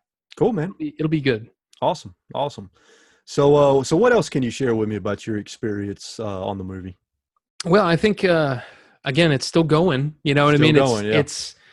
that's the kind of the wonderful thing about it, is that it's just it's the gift that keeps on giving. But I think the really the only thing that I can say going forward right now is that just be patient, because it is a very long process, and Billy's the kind of person that he doesn't want it to get out there unless it's as close to perfect as can be.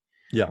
And we've still got, and I think I can say this, that we've got some reshooting happening.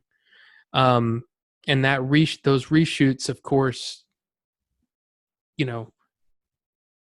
it needs to be put into the movie, color graded, sound, all that kind of stuff. In fact, I think I don't know if he's going to give that to me or not. He was toying with the idea of me attempting some sound design stuff too. So, but there's going to be some things that will, it's going to take some time. Yeah. I know Yoshi's still working on some of the the CG for the movie, which I've only seen one little tiny thing and was like, okay, I had no idea that was going to happen. Wow. Yeah. So I'm very excited to see what the full thing is, but I'm just, like I said, I'm so pleased with what I've seen so far. And again, it's almost like that day when I was able to sit and just kind of enjoy watching Billy work as a director and seeing the performances that was happening and going, we've got something special here. Yeah, exactly. Yeah, I'm excited for everybody to be able to see it. And I just hope everybody loves it like we do, because we really do. It's a passion project at this point. Yeah. I mean, I love this movie.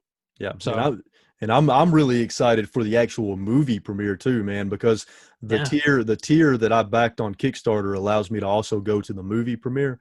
So that's going to be epic. That is epic.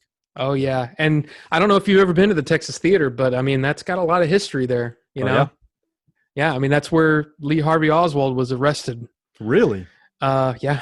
I did not know that. Yep. That's where he hid out. While the police were looking for him. So it's got a lot of history, but it's also been a very big independent film, I guess, supporter really in DFW. That with the Inwood. I mean, there's a couple of really, really big independent film kind of staples here in DFW, and the Texas Theater is definitely one of them. So yeah, it's cool stuff. Yeah. Another thing, this is kind of random, but another thing I was thinking about the other day, man, and I don't know if this thought popped into your head or not, but Billy actually dodged a bullet with the coronavirus, man. You know what I'm saying? Like filming it at the time that they did and finishing at the time that they did was almost right before the coronavirus happened. If it had been delayed another few months, they might not have been able to film it. You know what I mean? So I'm glad that they were able to film it when they did, and they dodged that bullet because. So you think about and there's so many, like I said, so many things fell into place at the right time. Yeah. Because the plan was we could either film in November or we could wait until April, which of course, lockdowns here in Texas started in March, end of March. Yeah. So we would have missed out on that. The reason that the amazing camera was available was because everything was shut down, or everything was shutting down, just for the holidays, not for any, pandemic or anything. Right. But you know what I mean? It's like Leon being able to come over was because he had taken some time off and wanted to help out. There's so many things that happened at the right time. It's crazy.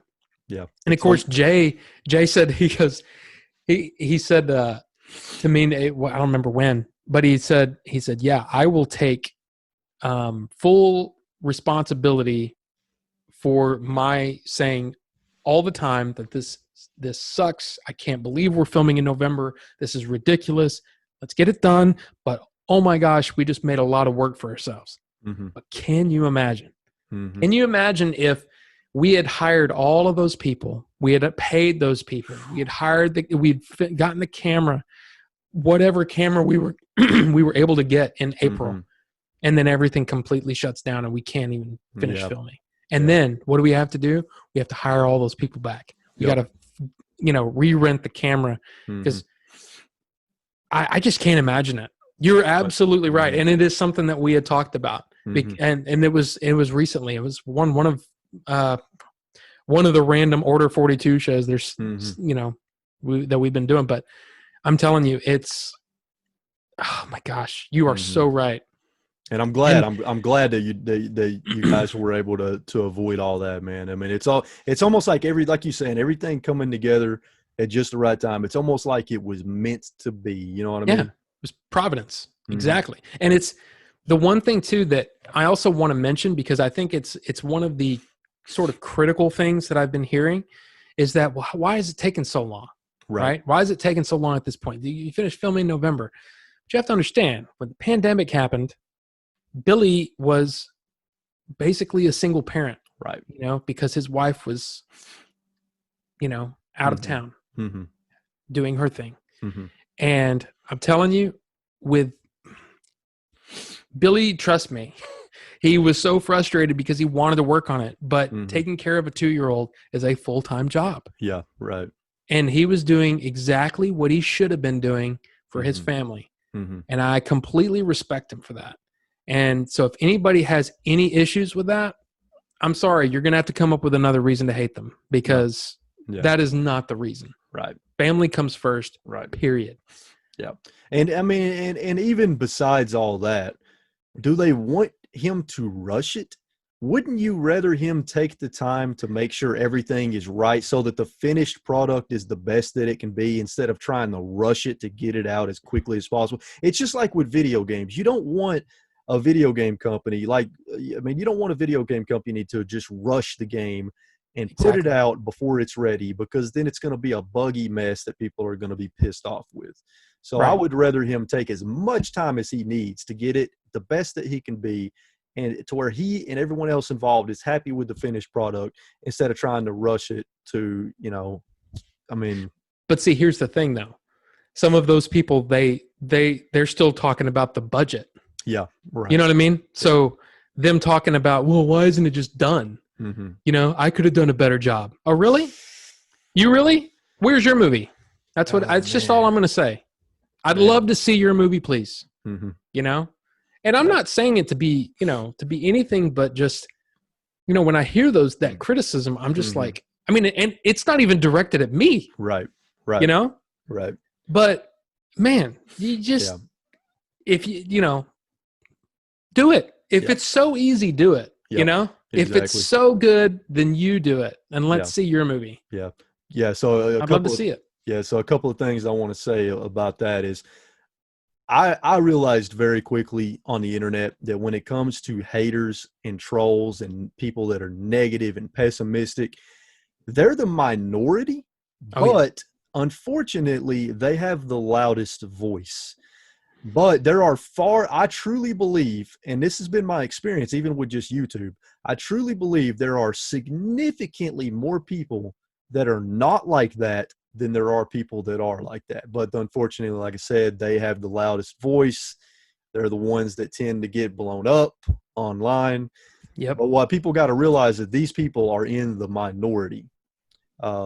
And sometimes it's easy to forget that because of how loud their voices end up being online. And then another thing, like you were saying, oh, you think you can do it, then do it. Let's see it. Even myself, when I started the YouTube channel, and granted, making a YouTube video is not anywhere near as complicated as even making a short film.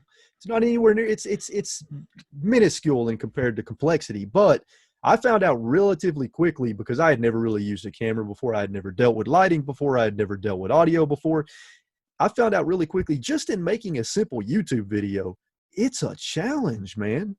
I mean, getting the lighting right, getting the audio right, getting the video quality right, even on something as simple as a YouTube video, is a challenge. And it's still a challenge for me, even to this day, after doing it for over a year. So yeah, these people saying that they could do a better job, nah.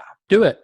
Yeah, right. Prove it. See, and and the one thing that I, not to get into this whole, the trolling, the haters and all that kind of stuff, but the one thing that I just don't understand the personality that says, I dislike this, So I'm going to watch everything they do Yep.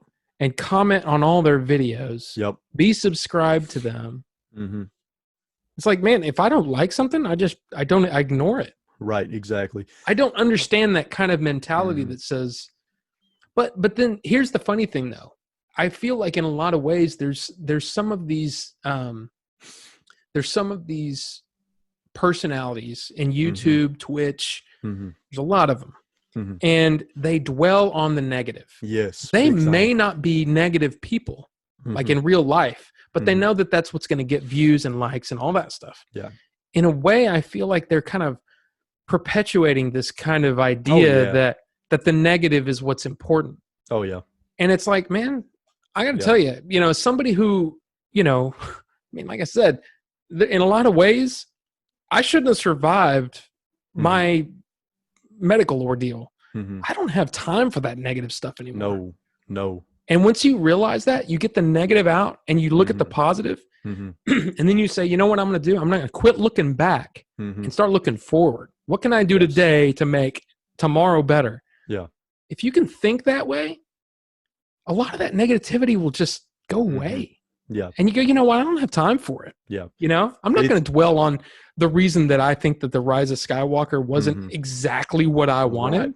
Right. No, it was like 70% what I wanted. Right. And you know what? 70% is still better than 99% of the movies that come out. Oh yeah. So why would I sit there and dwell on it? Let's move on and let's be positive. Yeah. That's my take. No, hey, listen, me and you are exactly the same way when it comes to that. And it has pretty much been scientifically proven that people that are more positive and optimistic are much healthier and less miserable.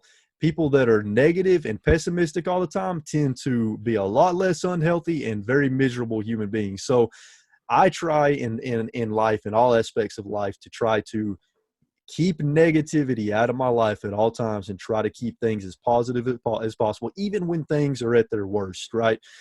Because some people say, well, it's easier said than done. And that may be true at times, but you got to do it for your own good and for the good of everybody around you. And one thing that I decided for myself when I started my YouTube channel is I decided I am not going to bring negativity in my YouTube channel. Even if it brings the views, I do not want to do that because it's going to make me miserable to do that. You know what I mean? I'm a very optimistic and positive person by nature.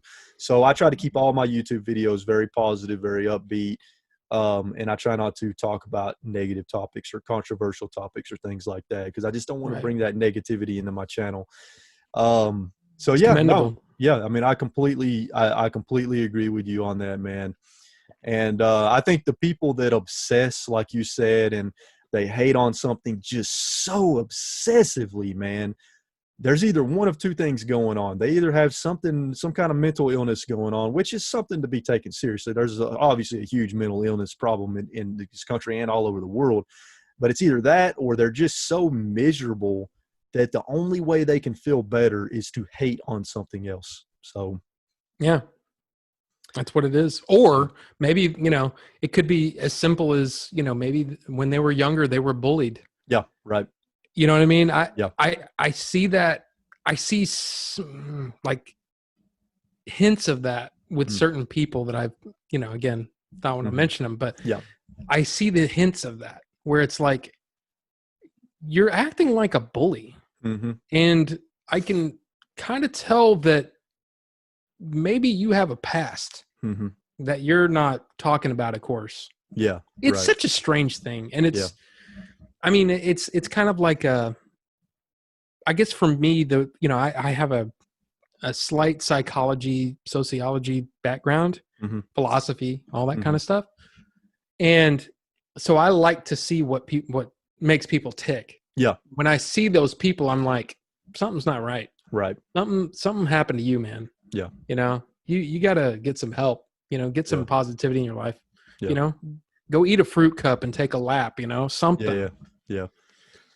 Hey, that's something else me and you have in common, man. I've got a slight psychology background too. Whenever I first went to college, I was at first majoring in psychology. I switched to another major eventually, but I was starting off majoring in psychology because that was something fascinating. Oh, very fascinating. Yeah. Very, very fascinating. And it's still something that we don't fully understand. You know what I Right. mean? I mean, Yeah. it's just There's so many variables. Oh yeah, so many variables. Yeah, You can get lost in it. So it's awesome. But I want to ask you this, man, because I don't know if you saw this happen. So one of my funniest moments on set, and also my most embarrassing moment, the only really embarrassing moment that happened to me on set was, okay, so at one point, and this was the first day that me and Gabe were on set, and it was at that park, the park. You know what I'm talking about? I think so. Yeah. Yes. Yeah. Yeah. So so it was at that park. I don't want to say more than that because I don't want to potentially give away anything, but it was at that park, and me and Gabe were passing football with Jay in that little field behind where the one scene was shot. And man, I have not passed a football in years. It has been years, so I suck at it. I used to be able to throw spirals, man, dead on target, but because of how long it's been, I suck at it. So, me, Gabe, and Jay were passing football for a little while, and eventually, I think Jay had to go to the bathroom. So he went to the bathroom. Me and Gabe walked back towards across the set towards the area where the bathroom was. And Billy was in the road over here, right? All the vehicles were parked, and then you got the road. Billy was in the road, and Billy was motioning to Gabe wanting to pass the football. So Billy and Gabe started passing the football. Gabe was kind of next to the set. Billy was in the road, and I was kind of standing off to the side watching. And there was a group of people standing in front of a truck talking, Wood and a bunch of other people. And eventually Billy's like kind of motioning to me like, you want to play? And I'm like, sure. So he passed it to me. I passed it to him. He passed it to Gabe. Gabe passed it to him. He passed it back to me. And I don't know if you witnessed this or not, but I go to pass the football at Billy. He's over here. This group of people is here in front of the truck. I go to pass the football to Billy, but it doesn't go to Billy. It goes straight towards the group of people in front of the truck. It was like it was happening in slow motion, man. They see the football coming. Yeah, they see the football coming, and they kind of scattered, and then the football bounces off the windshield of the truck, which I didn't know at the time was actually Rudy's truck. So the football bounces off the windshield of the truck, and then Larissa, she screams, she yells out, "And that's why you don't throw footballs on a movie set." And she confiscates the football and takes it away. And then I just kind of walk away, I just kind of walk away. I was embarrassed as hell, but at the same time, it was kind of funny. But yeah, that wasn't my finest moment, but it makes for a pretty funny story. And then Rudy eventually came up to me and I was like, "Was that your truck, man?" He was like, "Yeah, but it hit the windshield. Don't worry about it. It's cool. It didn't do any damage or anything." So, but yeah, not my finest moment. Yeah, I'm exactly in the same boat with you on that. Yeah. I mean, but I did see that, and I felt for you. Yeah. You know what I mean? It's like Billy and Jay are such the atypical video game guys. You know what I mean? It's like, man, I've been sitting at home, playing the Switch for a year. I hadn't gone outside and looked at, trees and things. Yeah. Come on. So I mean, it's just kind of funny that, it's almost like that. Cause I was the same way, I mean, I used to play football too. It's like, and now I can't, it's muscle memory. It's muscle memory. And, we're older too, what I mean? So, but they've been like eternally 19 years old for 20 years. So yeah, no kidding, man. One thing I noticed is those two guys really like to pass things back and forth. Anything they can get their hands on, whether it's a rock or a big nut on the side of the road, just anything they can find to pass back and forth, they'll start passing it back and forth. It's passing the time, man. Yeah, right. But yeah, that wasn't my finest moment, but it was pretty funny. It was pretty funny, and I was a little embarrassed for a minute, but then it kind of passed pretty quickly. Yeah, I did something similar, but I can't remember where or when. But I remember going, yeah, that's what happens when you don't throw a football in 20 years. Yeah, for real. I mean, that's really what it felt like, Yep. But what are you gonna do? Exactly. Yeah. So yeah, let me, if you don't mind, I want to speak just a minute on kind of some of my experiences on set. Sure. So I had no idea what to expect, man. I came from Chattanooga, Tennessee. My plan initially was to drive from Chattanooga to Dallas, Texas in one day. But I got to thinking to myself, you know what? It's just me driving by myself, and I've never drove a trip that long by myself. So just to be safe, I decided to split it up into 2 days. So I stopped about halfway, slept at an Airbnb, next day drove the other half.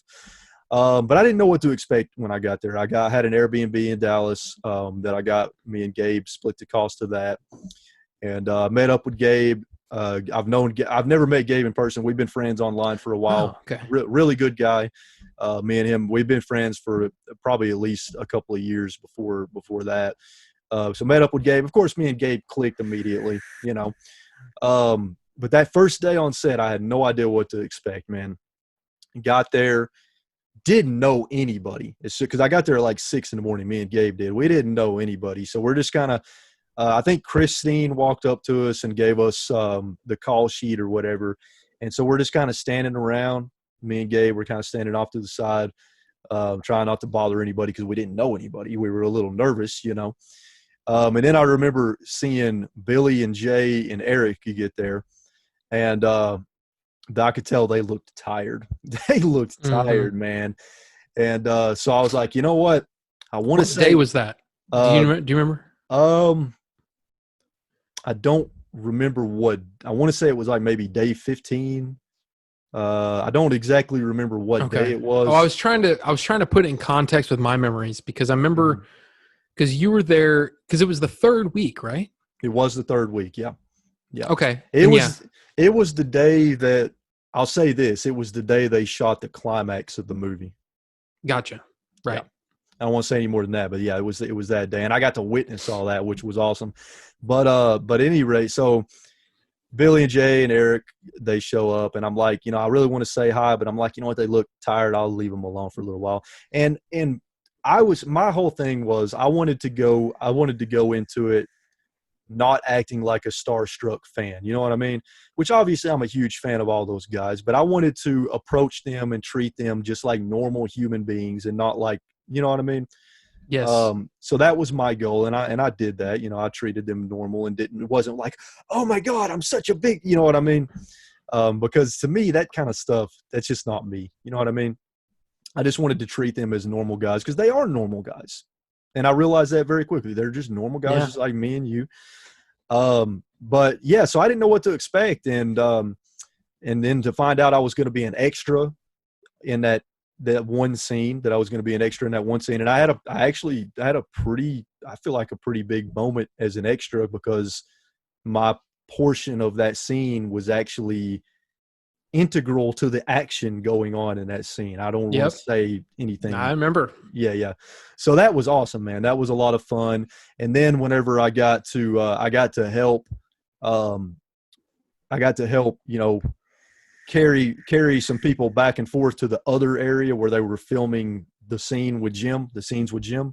So, so then I got to meet Jim because Jim rode with me and I got to talk to him a lot. And then I got to see all those scenes being filmed. And then I noticed Billy was trying to get some behind the scenes footage with his camera. And I just walked up to him. I'm like, hey man, you want me to do that for you? And he's like, sure. So he handed me the camera and I started filming behind the scenes footage for him during that whole section. And just being able to witness all that was awesome.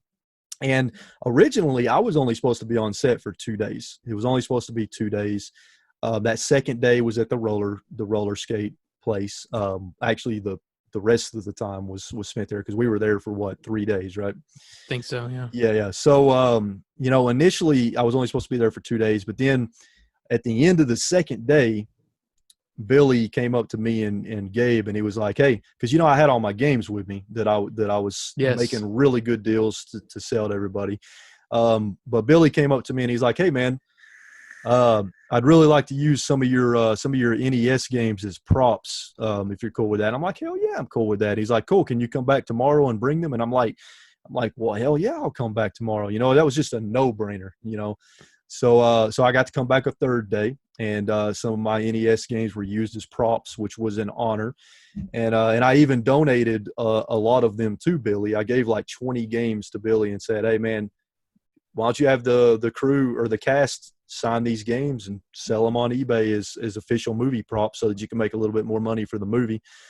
So, you know, it was just, I was trying to do everything I could to help with the movie. And the whole time I Yeah. was on set, me and Gabe, we said, put us to work. Anything you guys need help with. So it was just an honor to be able to be there and to be able to help, even though it was just in a little way, to be able to help in some way with the movie. And then I got to come back a fourth day, my fourth and final day. But I think the highlight of the trip for me, and just totally unexpected, man, and it was an absolute honor, was when Billy invited me and Gabe to go out to eat dinner with you, Billy, Scott, Yoshi. Leon, Yoshi, at that barbecue place, man. That was an absolute honor to be able to do that. And we had a blast. That was a great dinner, great food. We had great conversations. So that was probably the highlight of the trip for me, just because I never in my wildest dreams would have expected to be invited out to a dinner like that with you guys. You know what I mean? So that was really cool. Yeah, that was a blast. It was. That was fun. But yeah, man, we were all hurting after that. God, man, we ate so much. Dude, I know. I think I ate 3 pounds of meat that night. Yeah, but it was good though, right? I mean, that was some amazing stuff. Yeah.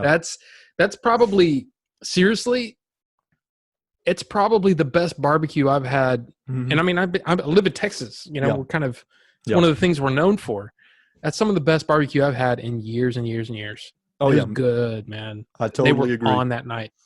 Yep, totally agree, man. And Leon, that's awesome. And Leon was in heaven, man, because he doesn't have barbecue like that in the UK.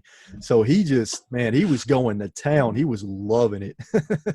Yeah, and it was, it's like I said, I felt like, I don't know, that's cool that I was part of your favorite part. Yeah, man. You know what I mean? I mean, that's because seriously, it was I remember when he said, "Hey, we're all going to Hard 8," and I'm like, I've been there, man. I'm tired. And I'm like, Yoshi's gonna be there, and I had no idea it was kind of. He's like, well, Yoshi's coming, and you could just come out. And I was like, okay, no big thing. And yeah, that ended up being a really, really fun. It was a relaxing time. Yes, it was. Yeah. I mean, for us, it was like I could tell that Billy, toward the end of filming, but man, he was under so much pressure. And to see him just he seemed lighter that night. And it was fun to see that. And, just from, because he's, my friend and all that. But I think getting to hang out with, again, Scott, that's the thing about Scott too, is that, he was here a couple of weeks. I'm not exactly sure when he came into town, but I spent a lot of time with Scott, and that was a joy. Scott's a great guy, man. Yeah, to get to. I mean, I remember there was one day when I literally drove him around all day. So it was just him in my car, driving him around all day, looking at locations, knocking on doors, and it was a joy. And it's like, it's weird how, like, did it just fly by for you that whole time? Oh man, it was over so quick. Just those 4 days was so quick, man. I know. And it was like, looking back, I'm like, man, I wish I would have been more in the moment. Yeah. I was so focused on what was next that I wasn't paying attention to what was going on. Yeah. And that's, I feel like, my biggest regret for the whole experience for me, just aside from Billy and Jay and the whole thing, hanging out with Rudy more, hanging out with Chris Vaughn more, hanging out with, all the people. And I almost wish I could clone myself so I could have experienced more. You know what I mean? It's just, yeah. But no, that's awesome though. It's awesome that and I didn't know who you guys were. Right. I'll tell you, you talked about your most embarrassing moment. I think you were there. In fact, I'm positive you probably witnessed my most embarrassing moment. I think I know what you're. Yeah. When I and Eric and I we hashed it out, but man, it was one of those things that day. I mean, just to tell you, I don't know how much you knew about it, but because of my illness, because of what I deal with, that was a rough day for me. The whole day I was in pain and I was tired. I was wiped out. And of course, because I'm script supervisor, I've got the headphones and I can hear all everything that's going on. Right. Well, we had exchanged words, and then he said something under his breath to Jay that just set me off. Yeah. And it was one of those things where I am so embarrassed about that because, number one, that's not me. It's not the kind of person I am. But I was so mad. I was so mad. And I remember, what was, I can never remember that guy's name, the medic. Yeah, I can't remember his name either. The stocky, muscled up dude. Yeah, I can't remember his name. Great guy. Yeah. Great guy. And I just can't, I'm not coming up with his name right now. But he even came up to me later and he goes, "Man, are you okay?" And I'm like, "Yeah, I'm all right." He goes, "I was about to step in because it looked like you were about to take a swing at him." And I'm like, "Man, that's not me." Yeah, and I went to Eric. Yeah. It wasn't long. Yeah. It didn't take me long to cool off enough to go, "Oh man, I'm such a everybody got to see how much of an idiot I am." And I'm like, "No." Hey, listen, I didn't think anything of it. Man. I didn't think anything of it, man, because it happens to all of us. It's human nature. Sometimes we're gonna get riled up, and we're gonna slightly lose our temper. It happens. It's happened to me plenty of times in the past, man, and it still does sometimes. So I mean, it's just it just happens sometimes, man. But the important thing is that you worked it out afterwards, and you didn't hold any grudges or anything like that.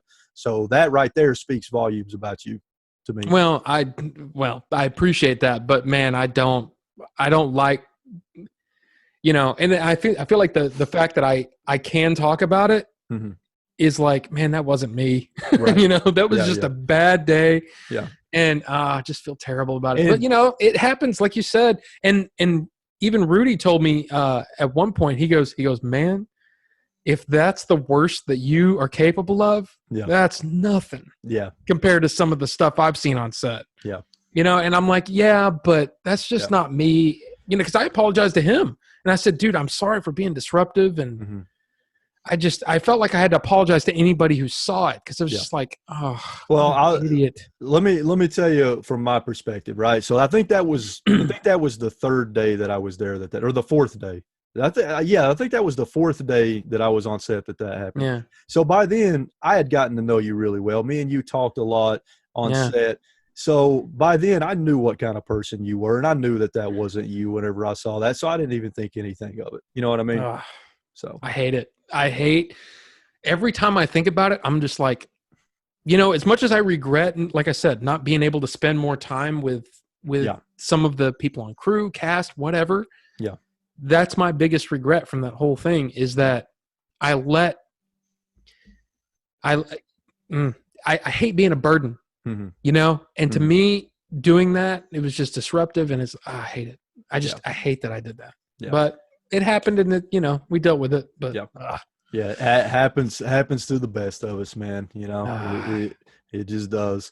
But yeah, no. Look, let me tell you another one of my favorite moments.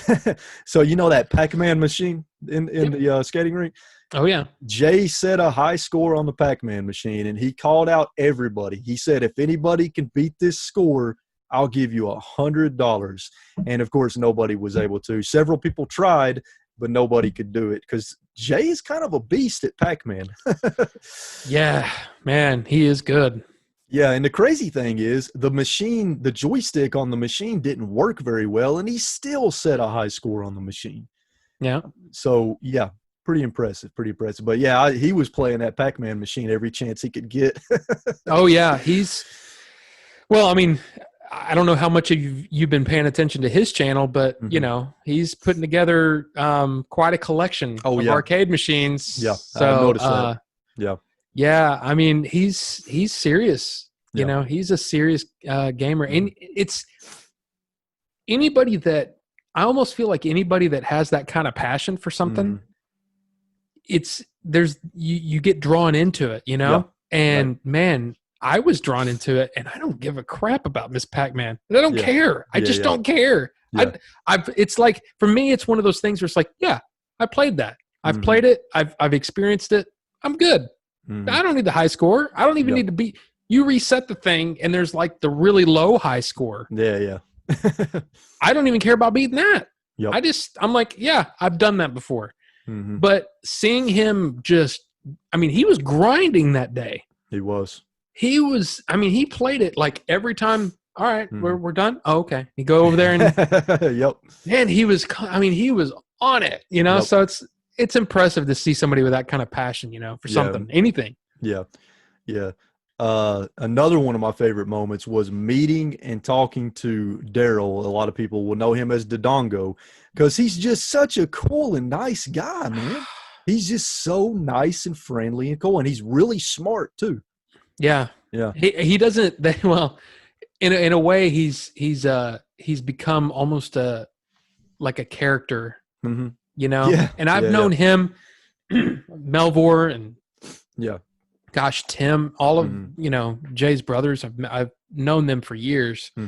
Not as well as Jay. I mean, Jay and I mean, we were literally like brothers there for a while, to the point where, you know, we had almost the exact same haircut, and people mistook us for brothers constantly. That's awesome. I mean, I don't know if I think it was on that Blockbuster video that they put on the channel. But anyway, we got mistaken for brothers all the time. Like, and there was one point where it's a funny story. He likes that. I totally forgot about this, but the way that this Blockbuster was set up, there was a couple of different ways that people could exit because it was such a busy block. There was a very, very busy Blockbuster. So there was kind of a lane down the center, and then there were lanes on either side. Well, we only had 2 registers open that day, and it was the 2 on right down the center. Yeah. And there was somebody that came up, walked up, you know, and they see they look at Jay, they look at me, and then they look at Jay, and they look like they're seeing double, and they're like, yeah, we get it all the time. We're not brothers. We're just, you know, we just work together. Yeah, we look very similar. It's just kind of funny because I want to say there's some pictures of us back then that, you know, it's weird. It's kind of, I look like the older brother, you know? Yeah. And I can't remember if I had the goatee back then or not. But yeah, it was just funny, you know, that we just constantly and now we look completely different, you know? Yeah. But yeah, back then, man, it was close. Yeah. But yeah. I mean, it was cool. It was cool talking to Daryl, man. He's just such a chilled out. Yeah, no, you're good. Yeah, no, he's just such a chilled out, just down to earth guy. You know what I mean? Yeah. And he's freaking hilarious too, man. And he's one of those, the thing about him too, sorry, I didn't mean to go off on Jay. No, you're good. But no, the thing about him is when he says something nice, you can tell it's from the heart. Oh yeah. Yeah, absolutely. He's so genuine that it's hard not to just be like, come here, man. Yeah, you know what I mean? Yeah. It's just, he's lovable guy, you know? Yeah, he's like a funny foul-mouthed teddy bear. You know what I mean?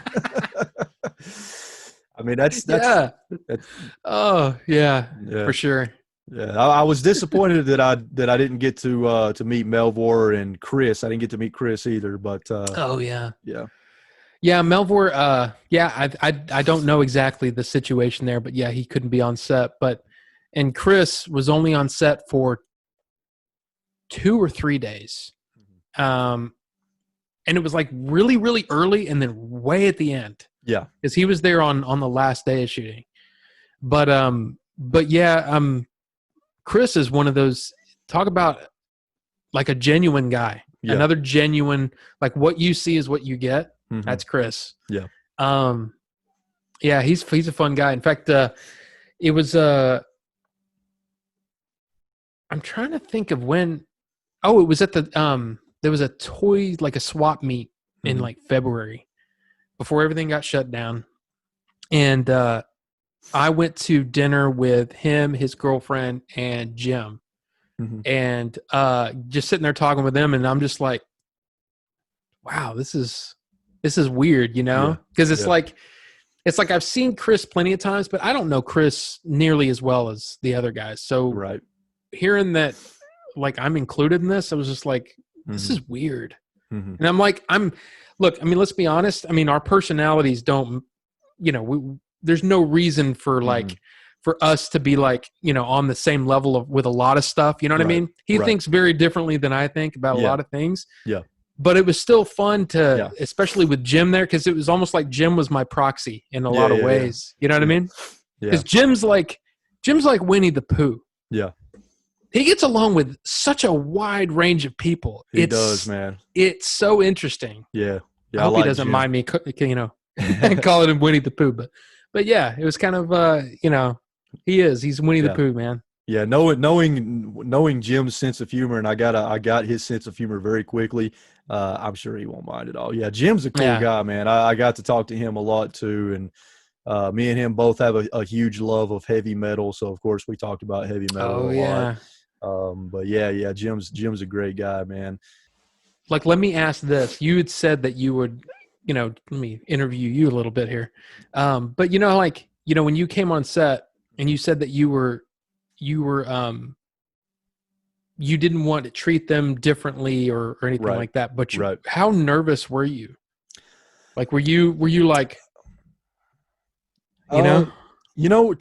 so it's kind of weird. Like, I was pretty damn nervous, but to be honest with you, as soon as I said hi to Billy and Jay for the first time, it just went away real quickly, because I very quickly realized that the way they are on their YouTube channel, that's them, and they're, you know what I mean? So I felt like I already knew them in a way. So for me, that made that nervousness go away really quickly, if that makes any sense. For sure. Yeah. Yeah. And it's, like, I just remember there was one day, because I didn't know, like I said, I didn't know, nobody told me anything.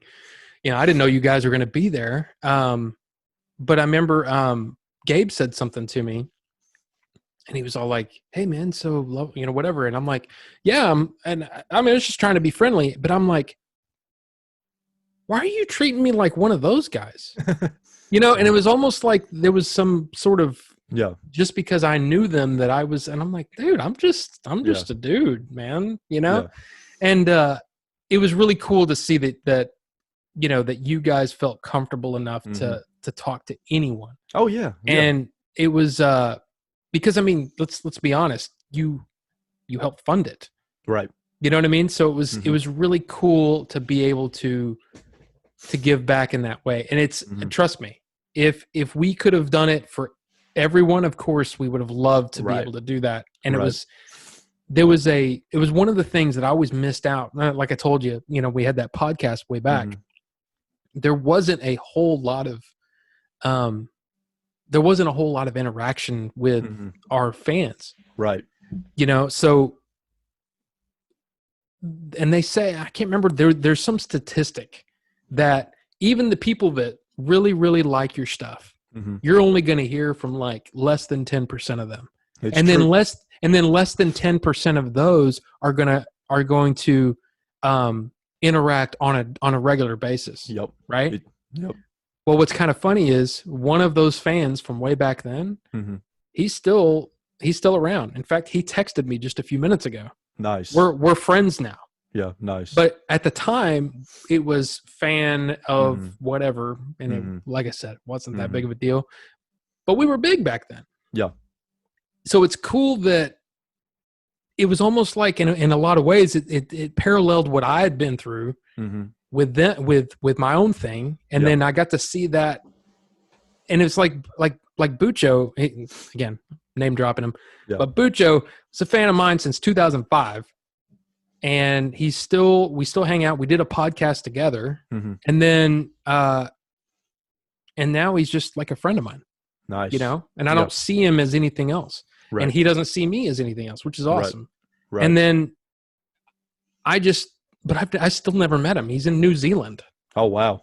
So I've never met him, but I guarantee you, if I ever go to New Zealand, he's got a place. I've got a place to stay. And if he ever comes to Texas, you better believe he's got a place to stay. Yep. You know what I mean? Yep. So it's kind of cool to see that, that real time, almost community interaction, which is, I think, part of what they get out of doing all of their, their events that they put off, or put on. Put on. You know what I mean? Yeah. No, I totally get what you're saying, man. I've started to have that experience as well. Not so much with people that watch my YouTube channel, but with fellow YouTubers. I've become such good friends with several fellow YouTubers that are at the level or above or a little bit lower than I'm at. I've become such good friends with them that it would be like what you just said. If they were ever to come here and they needed a place to stay, they'd have it, and I'm sure vice versa it would be the same. So yeah, it's really cool, man. And that's one of the great things about the internet.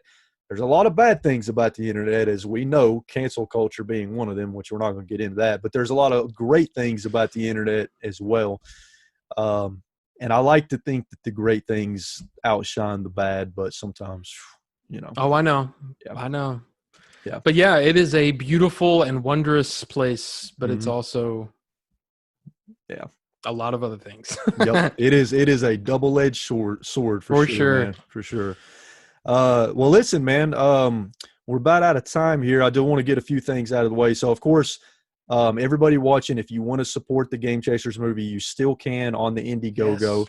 And I'll leave a link to that in the description down below, as well as a link to Rob's Twitch channel and his YouTube channel. So be sure and check him out, because he's been getting a lot of great people on, having a lot of great shows and really fun conversations. Man, you can catch they can catch you live on Twitch a lot of the times, right, with your show. Yeah, and there's not really a schedule because because you know, sometimes it's people from the UK or you know, like I said, New Zealand. You know, Bucho's been on a couple of times. Yeah. But then you know, I've got a guy from Sweden that's going to be on. Oh, nice. Pretty soon. So and then but yeah, so it's Wednesdays and Saturdays. I mean, honestly, the best way to find out is to follow me on Twitter, which is Order 42 Show. Yeah, and I'll throw the Twitter handle in the description as well. Yeah. Is there anything else you want to say or share before we close out, man? I just want to say that I mean, of course, thank you to you. And thank you to all of the people who have supported the Game Chasers through this venture. Yep. It definitely has become bigger than I think even they had expected. But I think that it will be worth the wait. And trust me, we are still working very hard to try to put out the absolute best product we can. Yeah. And even, you know, as small of the part that I have taken place, it has been an absolute honor to be a part of it. And it's been an honor to be on this show as well. I really appreciate you having me on to let me tell a few stories here. It's been pretty fun. Yeah, I appreciate you coming on the show, man. And I want to have you on again, because I would really love to talk to you just about movies in general.